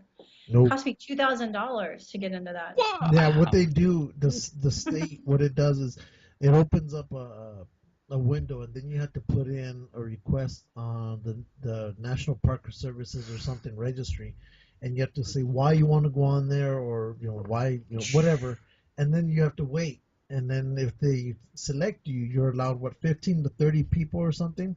But yeah. apparently she won the lottery, and it's not that easy because it's an overnight. I think it's It took an overnight. me 2 years, but I won the lottery, and I was able to investigate that without anybody pestering us. It was really nice. Yeah. It's an I think it's for the weekend, or is it just overnight? But it's just overnight. Overnight, yeah. Yeah, and that's awesome. And I've been trying for 10 years, Judy, and nope. Nobody likes you. Nobody likes me. I'm looking at the pictures that you sent me. They sent us. And you have, these are different locations? Yeah, the one was that thing. I kept seeing the shadows out of the corner of my eye at Home of Peace Cemetery, where the Warner Brothers are buried. This is the full spectrum. It's the inverted camera. I took what do you call it? A night vision picture. What is it called? Senior moment. I swear to God. I've had them tonight. Well, you have one that looks like it's from a full spectrum because it's got the. And mind you, to those who don't see them right now, we'll share those on our Geeks and Ghosts. And then we have one that's got a green tint, which looks more like through a night vision camera. Like someone. No, the green tint was from the full spectrum camera, and it was taken as at dusk, and it always gave a greenish or a bluish cast to the photograph. The photographs that it would take. It didn't really take the best pictures, to be quite honest with you. But that was a goldmine picture because Where was this taken? In Gettysburg on Devil's Den at the top of Devil's Den. This is the green. So he's actually looking out at that vista. You can see all of Gettysburg, from that vista. It's almost like a soldier's facing away from you, and the way I see it, with his arms folded. That's what it looks like to me. But that's a good shot. To me, it looks like one of the statues. Yeah, but it isn't a statue. There's no statue there. Oh, yeah. I don't remember any statues at Devil's Den. Is this cropped? It is cropped. I have the full version. Okay. When you get a chance, not now, but I'd like to see the original. I like it. I think it's an interesting You shut up! I'm talking right now. Whenever I look at images, I always deal with the original. I can't do cropped images because not that you're hiding something, but most of the people that I do deal with, when they send me images and I can recognize that they're cropped, it's because they're hiding something. But I always deal with. No, I could totally send you the original. Okay, yeah, not right now, but when you get time. I also sent you a message on Facebook because I couldn't find a friend request button on your page, but I sent you a message so you can friend request me, so we can be friends. You really want to be friends with me, guys? I'm not easy to be friends with on Facebook. I'm gonna be straight up. I like the way that the way that you speak. You have a very flowing, natural tone.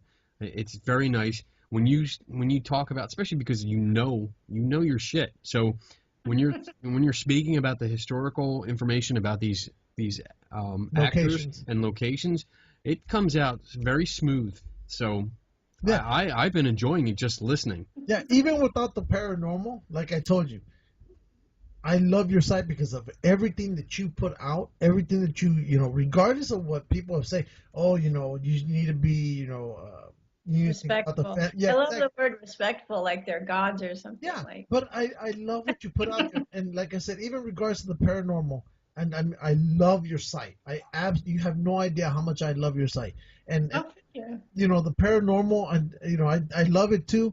But for me, it's more what you do at the site. That's why I promote your site, and that's why I've shared it with so many of my friends, so they can go to it. Because I go, you know what? I've even told one person, I go, you need to support her. I go, she does so much work. It's not the constant gibberish that you hear from other people. And I know you put up with stuff from people saying, oh, you're on, what you said is not true. And you come out with, no, it is true. And here's why. And you put it out there saying, this is what I have. Prove me wrong. Yeah. And I love that. That's what I like. I'm being the science guy. I need proof. Whenever you make a claim, whenever anybody makes a claim, That's the first thing that I ask for. Where's your evidence? Yeah, and when I was an investigator, I started off pretty skeptical, and I ended up way more skeptical in the end than when I started off. And it was almost everything that I did and almost everything that happened to me, I could probably explain.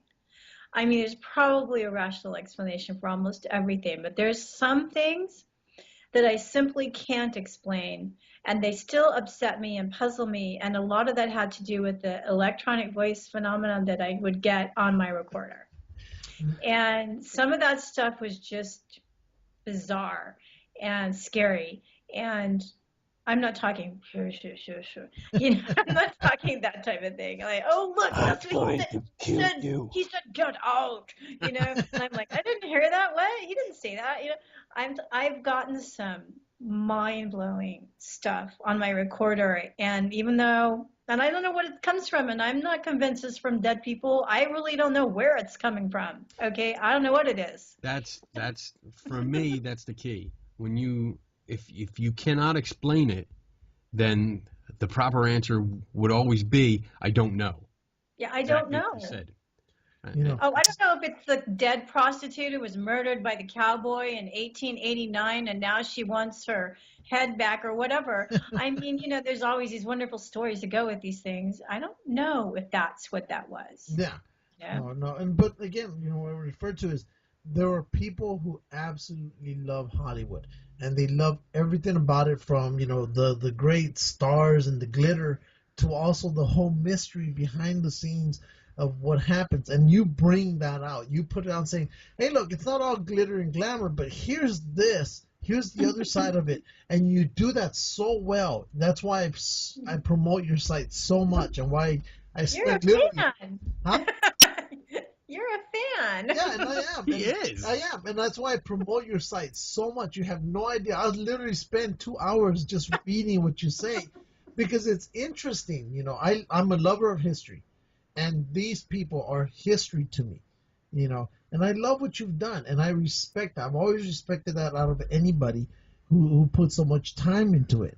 You know, but I do put a lot of time into it. It's taken away time from my book writing. So if you notice, you probably noticed if you're on the site, I really slowed down. I used to try to update the page every day. Yeah. I can't do that and finish my book. I just can't do it. Yeah, because the last time you updated again, here I am, was back on November 8th. Well, okay, that's 2 days Stalker. ago, or 3 days. Yeah, I'm a stalker. 2-3 days ago, but it's a great job, you know. Yeah, I updated it with Steve McQueen. 8 hours ago. Okay, 8 hours ago. But 8 hours usually, ago. but if you're used to her, No, sorry, no. You've lost your stalker status. Almost every hour. Marilyn Monroe entertaining the troops in Korea. That wasn't a real star update. Mostly because I'm starting to skip stars that aren't that popular or aren't that tragic, to be quite honest. And so I'm checking my schedule to see who the next really tragic star is. And let's see. While you're looking, Virginia Churl, who was the girl that starred in City Lights, has a pretty tragic story. City Lights, the great Chaplin silent film, City Lights, amazing. And then on the 15th, it's Tyrone Power. And he's going to get a big write-up on my page because he's in my new book, and he's super tragic. Now, here's a question I have to ask. He's super hot. Now, I have to ask you this. The site's been going for well over close to 2 years, over 2 years. About 3 years, I think. 3 years. Now, let's say, I'm just going to pull out a name. For example, let's say Natalie Wood. Okay? Mm-hmm. Coming up. That one's a big one. Do you copy what you wrote from last year's Natalie Wood, or do you say, wow, I found out some stuff? Oh my God, if I had to think up and redo I would just be, so oftentimes I will copy Natalie Wood's in my book. So a lot of times the tribute includes excerpts from the book, and occasionally I will just use the chapter in the book as the tribute. It depends on how I'm feeling or how much I want to give away of the book, you know. But yeah, it's usually a cut and paste from last year's thing. And then I will use original commentary a lot of times on the photographs, that I'm copying, that I'm putting up there. I'll use like original commentary, which often gets me in trouble. That's where I get in the most trouble from people, is when I do that. Yeah. No, as I would tell my buddy here, Kenny, I've known him for years, and he's a good guy. I tell him, this is a book. I mean, if you can see, I don't know if you can see all the books he has back here, but there's other books you don't see. Here you go. Well, okay, I'll give you to show you. There you go. But this You're a reader. Yeah. Nice. We're both readers, and this is one book that I would suggest get, or to everybody. The book is actually, I should mention, the book is also available on Kindle, and it's available on iBooks. And I have to tell you that if you've got an iPad, that's the version to get, because it's beautiful, it's interactive, it's better than the printed book. I'm not kidding. The iPad version is amazing. You can click on the pictures and they fill the screen. They become a gallery sometimes. It's a really, really good version. Just download it. Do it now, so I can. No, it's okay. I can get you a free code if you want. Oh, and just because you're such a sweet fan, and because you put me on the podcast, I can give you a free code for that. All right. Well, I appreciate it. Thank you very much. Oh, look, he's blushing. I am blushing. But that's why, like I said, when I was on your website and on the Facebook page, I called Kenny and I go, we need to have her on. I go, she needs to come, because I love, I love what you've done, and I appreciate people who put hard work, just like Kenny does. Like anybody. If you put the hard work, it's something that's appreciated, and I absolutely love it. If I can spend hours on something, then you've got my attention. Oh, well, thank you. Awesome. And I'm hoping that this interview pushes your website and your books, out there, lets people know more about it. I know Anna, we have a friend, and her name is Anna Hill. She absolutely loves your site as well. Oh, cool. And I put her on here, but I know she's going to love this particular episode. She's going to love it. Yeah, but before, I'm gushing. Go ahead. Oh, my goodness. He's going to be talking about you all night. I am. And when I get back home, I'm going to try to hook up with you, send you a private message and see if, we can, do something together if possible. I was in Hollywood. Were you following my adventures when I was in Hollywood? Were you? In Hollywood in August, and I was posting pictures of all the cool places I was visiting. Yes. People went crazy over that. People loved it. I snuck into the pool at the Hollywood Roosevelt. I talked my way into the back pool of the Chateau Marmont. I was taking all these photos that I wasn't supposed to be taking, and it was really fun. And then Elisa took me on that fabulous tour that night. It was awesome. We managed to get at the top of the Knickerbocker Hotel. No one's done that. We snuck into the top roof of the Knickerbocker Hotel. The Knickerbocker Hotel is a hotel that goes back, I think, to the 1920s, 1930s. If you go back to certain parts of Hollywood, you'll see a lot of the hotels with the old. Back then, they used to do huge signs on top of the building Neon sign, yeah. And the Knickerbocker and the Roosevelt, I think, are a couple of the very last few ones that still do that. And I know if you want to investigate the Roosevelt, it's going to cost you basically just to rent a room, and then you got to walk around and sign it. Did you ever experience anything there at the Roosevelt? Because I know they've said they've seen Marilyn Monroe in a mirror and whatnot. They hid that mirror. I went there and asked them where that mirror was. I'd seen it once before. I'd taken a picture of it before, but they hid it this time. These people don't like ghost people. The Roosevelt, the current owners, they really don't like that. The Knickerbocker Hotel, the rooftop of the Knickerbocker was where Houdini's widow used to give the seance every year on the anniversary of Houdini's death on the 31st of October, and she'd hire all these Hollywood people would come up there and they'd have this seance on the top of the Knickerbocker. For 10 years she did that. Wow. Now I know Kenny is a big Superman fan. I need to ask you about Christopher Reeve. I just saw this. George Reeves. Which one? I'm sorry. Either, because I just saw the album. I'm going through the pictures on your Facebook page, and I saw the album called "The Tragic Curse of Superman." Right. Is there a curse with Superman? There is not. Well, Well, you know, a lot of this is hype. You know, like the Tragic Curse of Family Affair or the Tragic Curse of Rebel Without a Cause. You know, certain people die that are associated with a film or a series or whatever, and people automatically think it's a curse. No, I don't think there's a curse. I think that George Reeves was pretty troubled, and then I think that Christopher Reeves was a really that whole family was decimated. You know, I mean, he broke his neck, and then the accident. Dana Reeves got cancer, lung cancer, and she'd never smoked. It was the same type of thing with Andy Kaufman. You know, he got lung cancer, yet he never smoked. He was like a health freak. I think it must be when they were performing in those clubs, those really smoky clubs. The they must have secondhand smoke. Yeah. Wow. So. But there's a lot of haunting stories about George Reeves and how he appeared to people in his full Superman getup, just so they'd know who was, you know, shoving the furniture around. And can you tell us one of those stories? Because I've never really heard it much. Yeah, there's this one time the house was empty and people heard yelling and screaming and a gunshot. And lights going on and off in this empty house. They called the cops. The cops were called. This is recorded. The cops came out there, and there was absolutely nothing in the house. There was nobody there. And is the house empty or is it lived in? It's not empty now. I'm sure somebody lives in it now. Yeah, it's at the time it was empty. It can't keep a renter because they keep seeing Superman and leaving.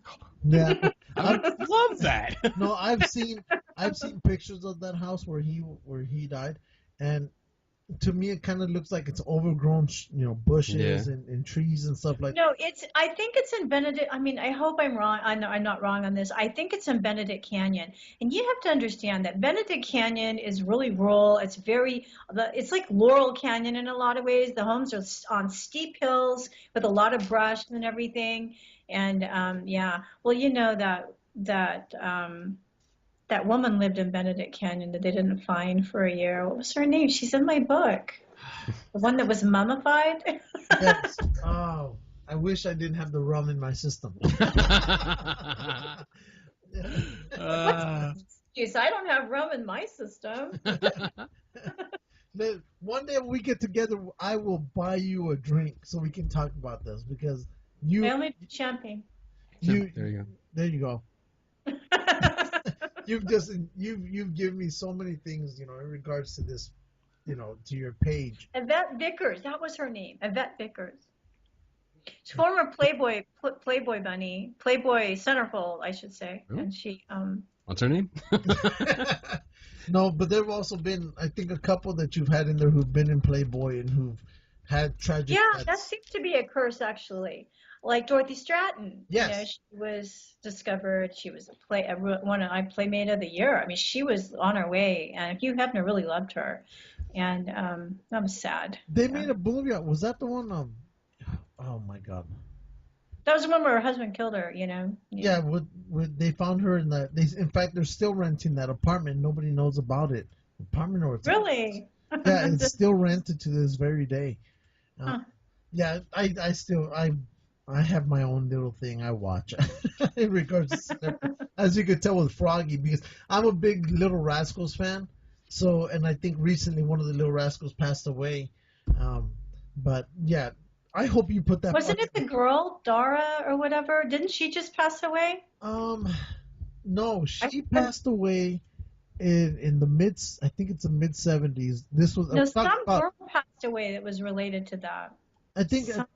Dora, I think, was that was Alfalfa's love interest, if I'm correct. Okay. She passed away, I think, in the mid-70s due to breast cancer. If I'm correct, it's mid-70s, late 70s. She passed away due to breast cancer. And I have to admit, she was my first crush I ever had. Mind you, I didn't know, you know, time. You know, I thought 1930s back then was maybe yesterday, so I didn't know. Yeah, we didn't know any better. Yeah, when I was 6 years old. Yeah. But I loved seeing her, but yeah, Kenny's here and he's looking up the house where George Reeves passed away. It looks like a simple house. It's not. The other house that's interesting in Benedict Canyon is the one where Jean Harlow was living with Paul Byrne, it's a little German, looks like a little German cottage type of thing. And I actually have been to this house. Okay, I tracked the owner down, and he let me wander around the pool area, but he wouldn't let. Other people know him as well. He won't let anybody inside the house, and I think it's because he's like very protective. No, he's like a hoarder. Oh, so there's lots of trash and junk in there. And because I could just see through the windows, I could just see the pile of garbage. But this house is interesting because Paul Byrne had an argument with Jean Harlow one night, and then she left. He doused himself with the perfume and paraded around in her lingerie, and then he shot himself in that house. And then, of course, years and years later, Jay Sebring, the hairstylist to the stars, bought the home in the 50s. And when he became friends with Sharon Tate, she was living. They were actually boyfriend and girlfriend. They were living together, and she lived there for a couple of years in this house. And she claimed one night to have woken up to this naked man, short naked man, rummaging through the drawers looking for something. And it really frightened her. And she said she kept waiting for it to disappear, but it didn't disappear. So she got out of bed and she headed down the stairs. And at the foot of the stairs was this thing. It was like a person with a hood over their head and a rope around their neck. And it was tied. The rope was tied to the banister. And that freaked her out even more. I'm okay. Yeah, that freaked out. She related this to a reporter for a publication, and this was like 4 years before she was murdered, and that is exactly how Jay Sebring was found in her house with a hood over his head and the rope around his neck. Yeah, I moved out of that house. I would sleep right there. I would set up camp right there. Yeah, no, when you start talking about direct, I thought you were talking about, and again, the names escape me, but the one who, I guess he was working on a screenplay, and they say somebody came in and they shot him in the back, and it's been a mystery ever since. I wish I could remember his name. But back in the 1920s, 1930s, he was a big-time director. You're talking about what you're talking about is funny. It's William Desmond Taylor. That's who you're talking about. Yes. And that is the chapter I'm working on right now that I told you. This case has so many layers. It's like this could have been a nice, really cool movie if somebody had taken the time to make it. It's a really, really interesting story. He's very interesting. He has baggage. He wasn't who he said he was. And he'd seen the famous Mabel Normand, who, has her own issues. She's in my book. And who murdered him? There was like 12 people that could have murdered this guy. The characters that came out of the woodwork were amazing on this story. So this is a very fascinating chapter. Oh. And yeah, William Desmond Taylor. He's the one that's buried at in the Cathedral Mausoleum near Rudolph Valentino and all that. Because if I'm correct, he was considered the Steven Spielberg of his day. Yes, he was very good. He tried to get into acting before. He was handsome, but he was better as a director. But he had a secret life. He was either homosexual or bisexual. I'm not sure which. But and back then you just couldn't be that and have any kind of career or anything like that. It's very interesting. That whole story is interesting. Wait till you read it in my book. It's really fascinating. I really hope, and I know you won't because I know you've been busy and I hope you put the Little Rascals chapter in there. I cannot include that. I'm going to write a third book eventually, but not right away. I want to write something really fiction-ish, but I'm sure that would be a fascinating chapter. I had to cut out the chapter called Tragic Beauties. It included Hedy Lamarr, Rita Hayworth, Alla Nazimova. I had to cut that chapter out because I just don't have the time. It would be like Gone with the Wind at this rate. Yeah, no, and I'm not a writer, but I would understand that. Writing just takes so much of your time, because I know Kenny has written, I think, 1 or 2 books around there. They're okay, 4 a month. But I assume that is so time consuming. I can understand what It you're is. saying, and with the amount of information that each of these people give, yeah, I imagine, yeah, it just sucks up a lot of energy. I mean, just from the research that like I do, if I do just a simple article that is going to go up on Facebook or our blog, I mean, that takes me weeks because I do a lot of I do reviews on ghost hunting equipment. So I'll take one piece of equipment and it'll literally take me like 3 months to go through it, dissect it, and research everything and put it all together. Speaking of that, what did you guys think about what happened with the Constantinos in September? Oh, I don't know if Kenny followed it. Well, I didn't know them. I met them. I met them once at a conference. Oh, okay. And just from paranormal versus science point of view, I was not impressed with them. Right. I didn't think they did. They didn't do a good job with what they were doing. But aside from that, the whole personal thing and the murder-suicide thing, I didn't know them, so it didn't really affect me. Right. Personally, I was pretty shocked. I mean, because they always put forth at least, but I guess the people that knew them knew better. But I mean, they always put forth like they were like this happily married couple and everything. Yeah. I did EVP session at that night. Yeah, because I don't usually do that. I did a ghost box section that night, actually. Oh, yeah, because I know I'd met them before, and I'd interviewed them or helped interview them on another show, and I walked away each time feeling something wasn't right between those two. Okay. And again, this is me personally. I'm not saying, people can think whatever. I just felt that there was something in regards to the wife, that she was more controlling, or I just always walked away with the negative feeling about her. Again, that's me. Oh, that's interesting. That's me. It doesn't excuse what he did. There's other ways to resolve a situation. Yeah. But I always walked away that there was more in that marriage. And again, I walked away thinking that I always got a bad feeling about her. I can't go really much more into it. I just walked away from it. I do know people who knew about this months, if not a couple years prior. And there's other people who I know who knew about it more so because those, the Constantinos actually spoke to those people and said, hey, we're having this issue.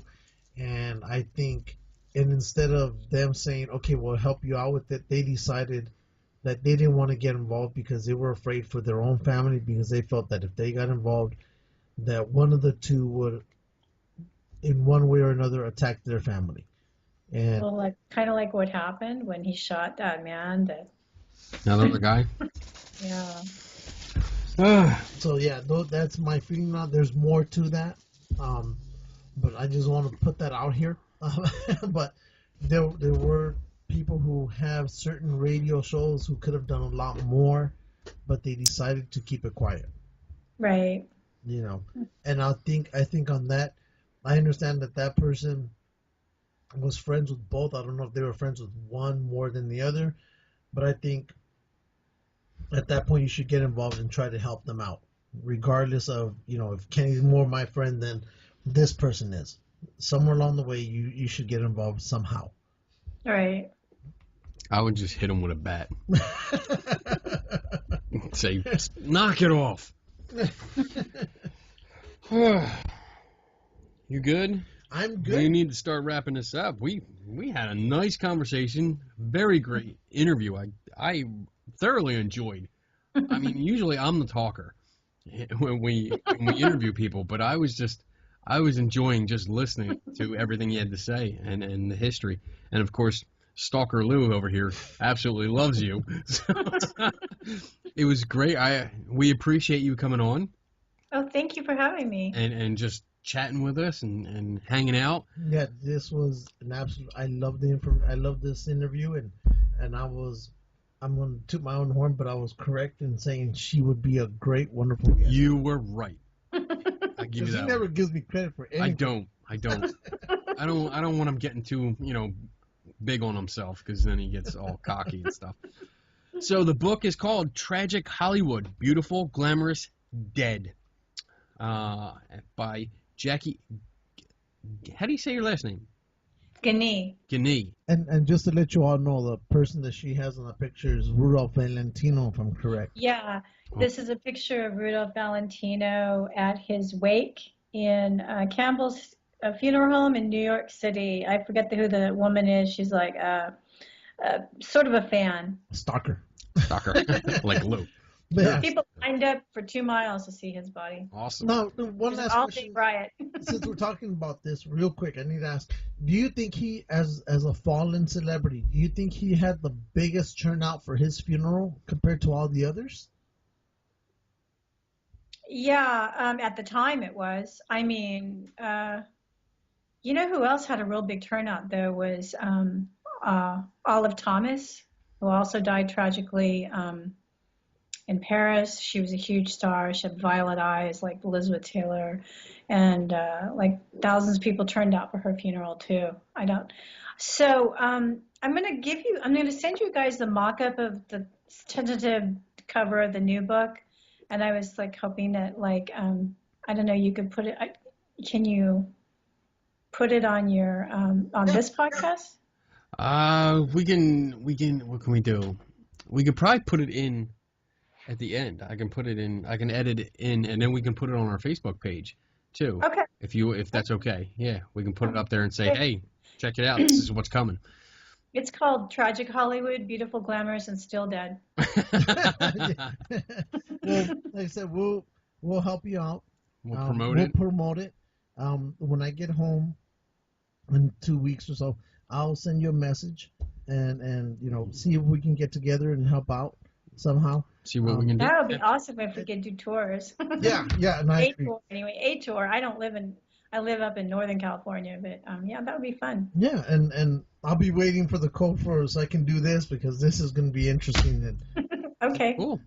And if they want to get in touch with you, well, the book is available on Amazon, right? Amazon and Kindle and iBooks. An iBook. And your Facebook page is at Tragic Hollywood. And Beautiful, Glamorous, and Dead. Yeah, check it out. Like it and check out your blog and all the posts that you put up. And I guess that's it, right? Yeah, this is awesome. This was really good. Oh, well, thank you guys for having me. I really appreciate it. I had a lot of fun.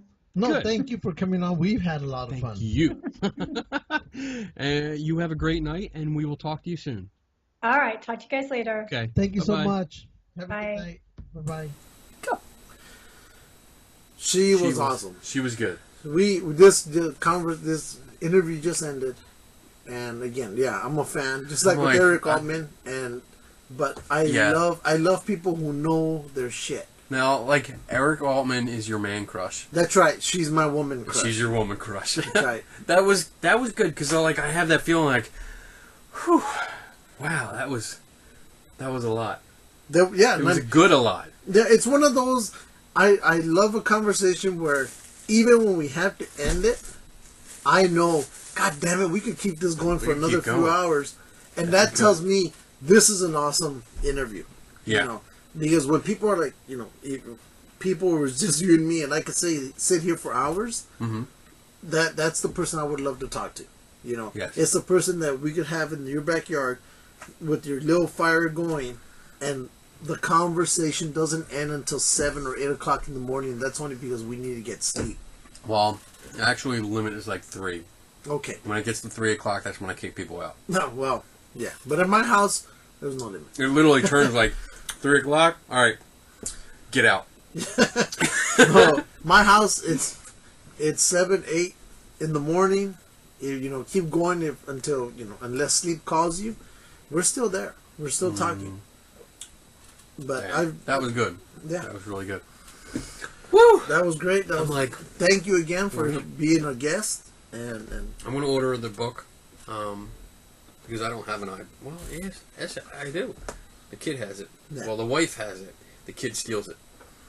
But I'll get it and I'll download it and read it because it sounds Sounds really It is. I mean, love the history. Yeah, like I said, if I get lost just on her Facebook page, and you get lost anywhere you drive. Yeah, that's true.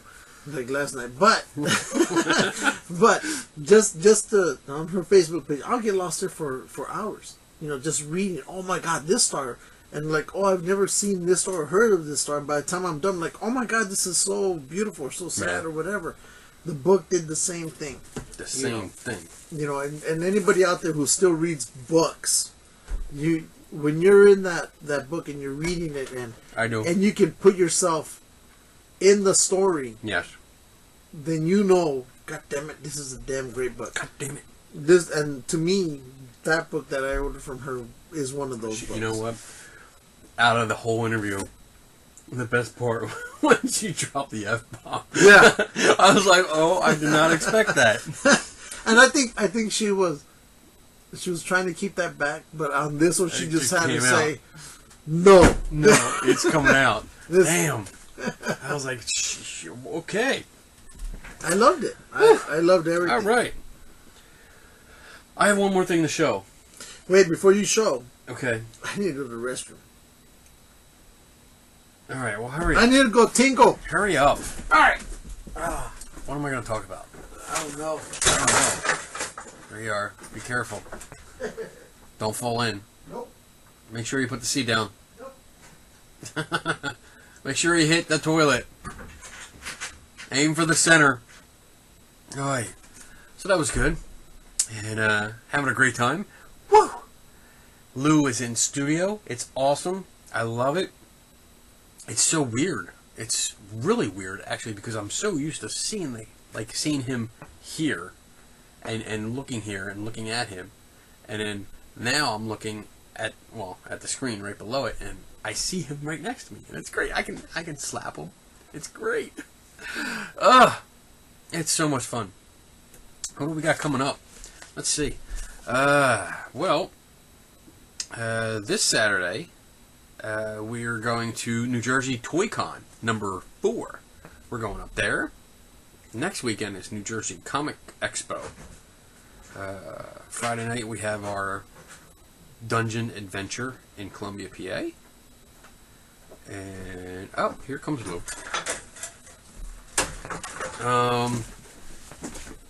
Alright, so can I show this? Before you show it, oh my God. I'm so buzzed that when I locked myself in your restroom and I left and I tried to open the door, I was like, oh my God, the door is stuck. And I go, oh, there's a lock.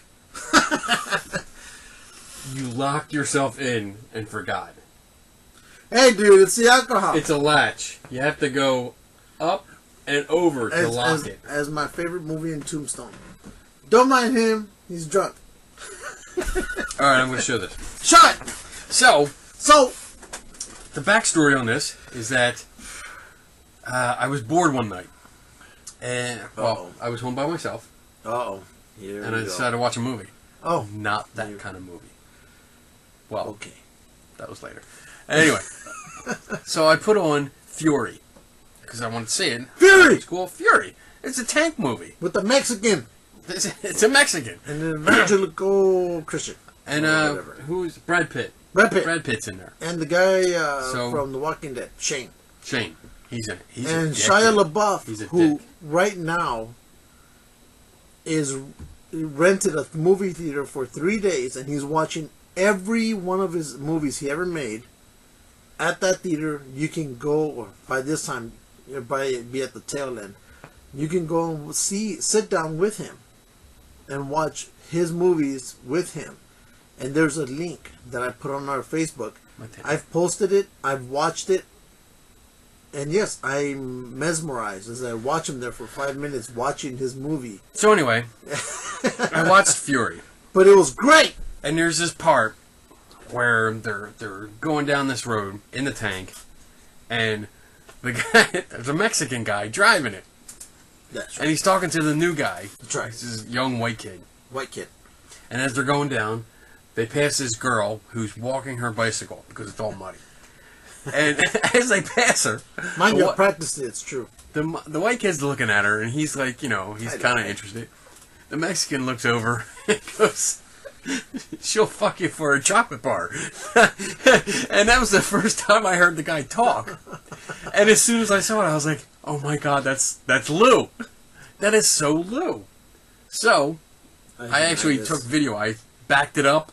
I took video on my phone. And I sent it. I put it on Facebook, and I tagged you. And I was like, "This is Lou. This is so Lou." And apparently, I was the first guy that actually associated that character with you. I knew you would when I saw that movie. I go, everybody who knows me is gonna think that's me. Kind of like the 1996 guy who decided to steal a tank from the National Guard Armory in San Diego, California, which you've all seen. That was him on YouTube. All my friends thought, because I was a tank crewman, they all thought that was me. And I told them that tank's a stick. I don't drive stick. The M1A1 is an automatic. So, and Lou has this this hobby, this obsession, where he builds tanks, model tanks, constantly. Like every time you see a show. And you see him there at his desk. And he's usually like this. I'm talking, I'm doing the work. And he's down, dun dun dun dun. And once in a while we see like a tool. And he's doing this. He's working on a model tank. So, I told him he had to make me the tank from Fury. And I got home today. And this baby was sitting on my desk. Already. Look at that. That is the Fury tank. Isn't that cool? I love it. I absolutely love it. So it has a special place on my mantle here. And it will stay there. Forever. Forever. Name that movie! The Sandlot. Sandlot, that was awesome. Yeah. I don't care for the part 2 or anything that came up after. The original was better. The original was... Yeah. You can't build upon perfection. No. That was great. Just like I don't think they should remake Big Trouble in Little China. Yeah. Or Goonies. Or Ghostbusters. Goonies in a way they're using Goonies they're doing like a Goonies 2. But Ghostbusters is one. What was the other one that they remade of Arnold Schwarzenegger? Was it The Running Man? No. The Mars one. The one on Mars. Shit. See, alcohol has what is it? Showed its evil face again here. It is. Crap, I can't remember the movie. Oh my god. What? Oh my god, we gotta look it up now. Holy crap, dude. Now we're stuck. This is what alcohol does to you people. Now you get, oh shit, I can't even find that word. Obsessed. There you go. We can't even figure it out. Which, let's see. Wait. No. Total Recall. There it is. Total Recall. I didn't watch it. I refused. No, I watched the new one. No, I refuse to watch. I actually like the new one better than the old one. Really? Yeah. I mean, I saw the remake of RoboCop, and the only reason I saw that was because of, again, I was flying. I think I was going to Kentucky on that one. I was like, you know what, I'm going to watch that. And you know what, I was surprised. And I even mentioned it here on the show once. It was a good movie. Yeah, I liked it. It wasn't as cheesy as the original. I still love the original. But see, that's the appeal of the original. Yeah, it's cheesy though. I'll buy that for $1. Yes, that was a great part. but no, I you know what? I walked away really liking that movie of RoboCop. Yeah. And the exact opposite, Fantastic Four. No. Silence. All right. I think we got enough. I think we have a long show. Yeah. Because we have an hour and a half with our awesome guest. Yes, and she was awesome. She was awesome. Again, thank you for being here, and I wholeheartedly recommend the site. Stop kissing her ass. The book. Everything. Wow. Yeah. I think he's totally got a crush. That's right. We got an hour and a half of her. We got our 2-minute silly, corny opening. And then we have, I don't know how long we got on this. We have at least a half hour. Yeah, 30. Yeah, or more. So we got a good show. We got a big show. I hope everybody liked it. So let's wrap this up. And yeah, there will be no mention of Bigfoot on this show. You just mentioned them. You dick. Which reminds me, real quick, we can't go. History Channel showed had a show called Capturing Bigfoot. Not capturing Bigfoot. And, oh my God. How bad was it? It was atrocious. Was it as bad as The Exorcism Live? No. Fiasco? No, it was worse. It was almost like that Mermaid Found by Discovery. Oh my or God, something. that was awful. If not even worse, because what they had was a computer-generated guy Bigfoot? in to be like 9 feet tall. Wow. In a cage. And Jeff Meldrum, I guess, was in it. And he said on his Twitter or his Facebook or whatever, he said he signed on not knowing what the final product was going to be. Oh, no. He said he thought it was just going to be like a document or, here's the things about Bigfoot. And come to find out, he found out that the production company was doing Shenanigans and that they would do this side story within the movie, actually capturing Bigfoot.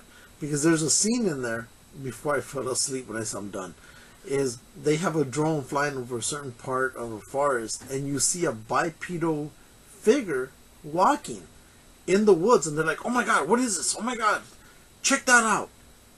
Come to find out, it was one of the cameramen or whatever, or that they said, go out there and walk in the woods, and they had the drone. And so they didn't know what they were looking at that time, or they put it in later and they spliced it, saying, look at this. And horrible. So, again, the Bigfoot community takes another black eye, takes another punch to the eye. Though, I will say this, I still support the kind of work that Eric Altman does because he's not out there trying to push BS. Yes. But again, I promote his site, his camping thing, which is May 6th through the 8th. We will be there. In somewhere south of Pennsylvania. South of Pennsylvania? It's in Pennsylvania. It's south. It's more like Midwestern. I don't know. I'm from California, so I'm allowed to mess that up. Shut up, then. You shut up. It's in Pennsylvania. Whatever. But you can go to Eric Altman's Facebook page. Eric. And meet us, because we're all going to be there. We're going to be there. Right. You, me, Donna, East Coast Cat, we're all going to be out there. I think Tracy Law might be joining us. And this is going to be a fun show. So it's going to be fun. Because we're going to do live interviews with everybody. Record everything. And maybe... Maybe we won't go up missing because, We're going to go in the woods on the hikes and we're gonna scream. And do some wood knocking. I'm gonna do some wood knocking. Let you scream, and then I'm gonna run off. Remember when I did wood knocking up in you knocked some wood in Yosemite? Well, knock some and the reply I got back was, "Will you stop making all that noise?" So, all right. We have to thank our official sponsors. Yes. Bluegrass Ghost Chasers, our friend BJ Hodges. That's right. And Shield. That's right. And Paranormal Enlightenment Magazine. That's right. And where are you going? Devil's Playground. Writer of the Dash comic books. Dave Ebersol. That's right. Our friend. I love it. Yeah, because I finally got to give them. And let's not forget his artist, Delia Gable, right there. Delia Gable. Not Clark Gable, but Delia. But I think they're related. Okay. And then what do we have? Make sure you go to our Facebook page and like us. Yes. You forgot our Shield. I said Shield. Oh, did you? Okay. And you said that's right. See, you don't pay attention. Alcohol is my excuse. Subscribe to our YouTube channel. If you see this, you obviously like it because you're at the end. So make sure you subscribe so we can see how many subscribers we get and we know you like us. And what else? Subscribe to our YouTube channel. Instagram. No. Instagram. That's it. Run by Cat. East Coast Cat. That's right. And who does a wonderful job. Exactly. If you have a paranormal conference, if you have a Comic-Con, a Toy Con, a Horror Con, any kind of con, and you want, I don't know, some promotion? Just not a Bernie Madoff type of con. Yeah, don't do that. We don't need to go in jail.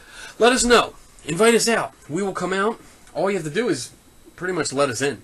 Yeah. Let us in for free. We're like hobos. And we will come in and do interviews, and we will talk to people, and we will take video of the event, and we will promote the shit out of you.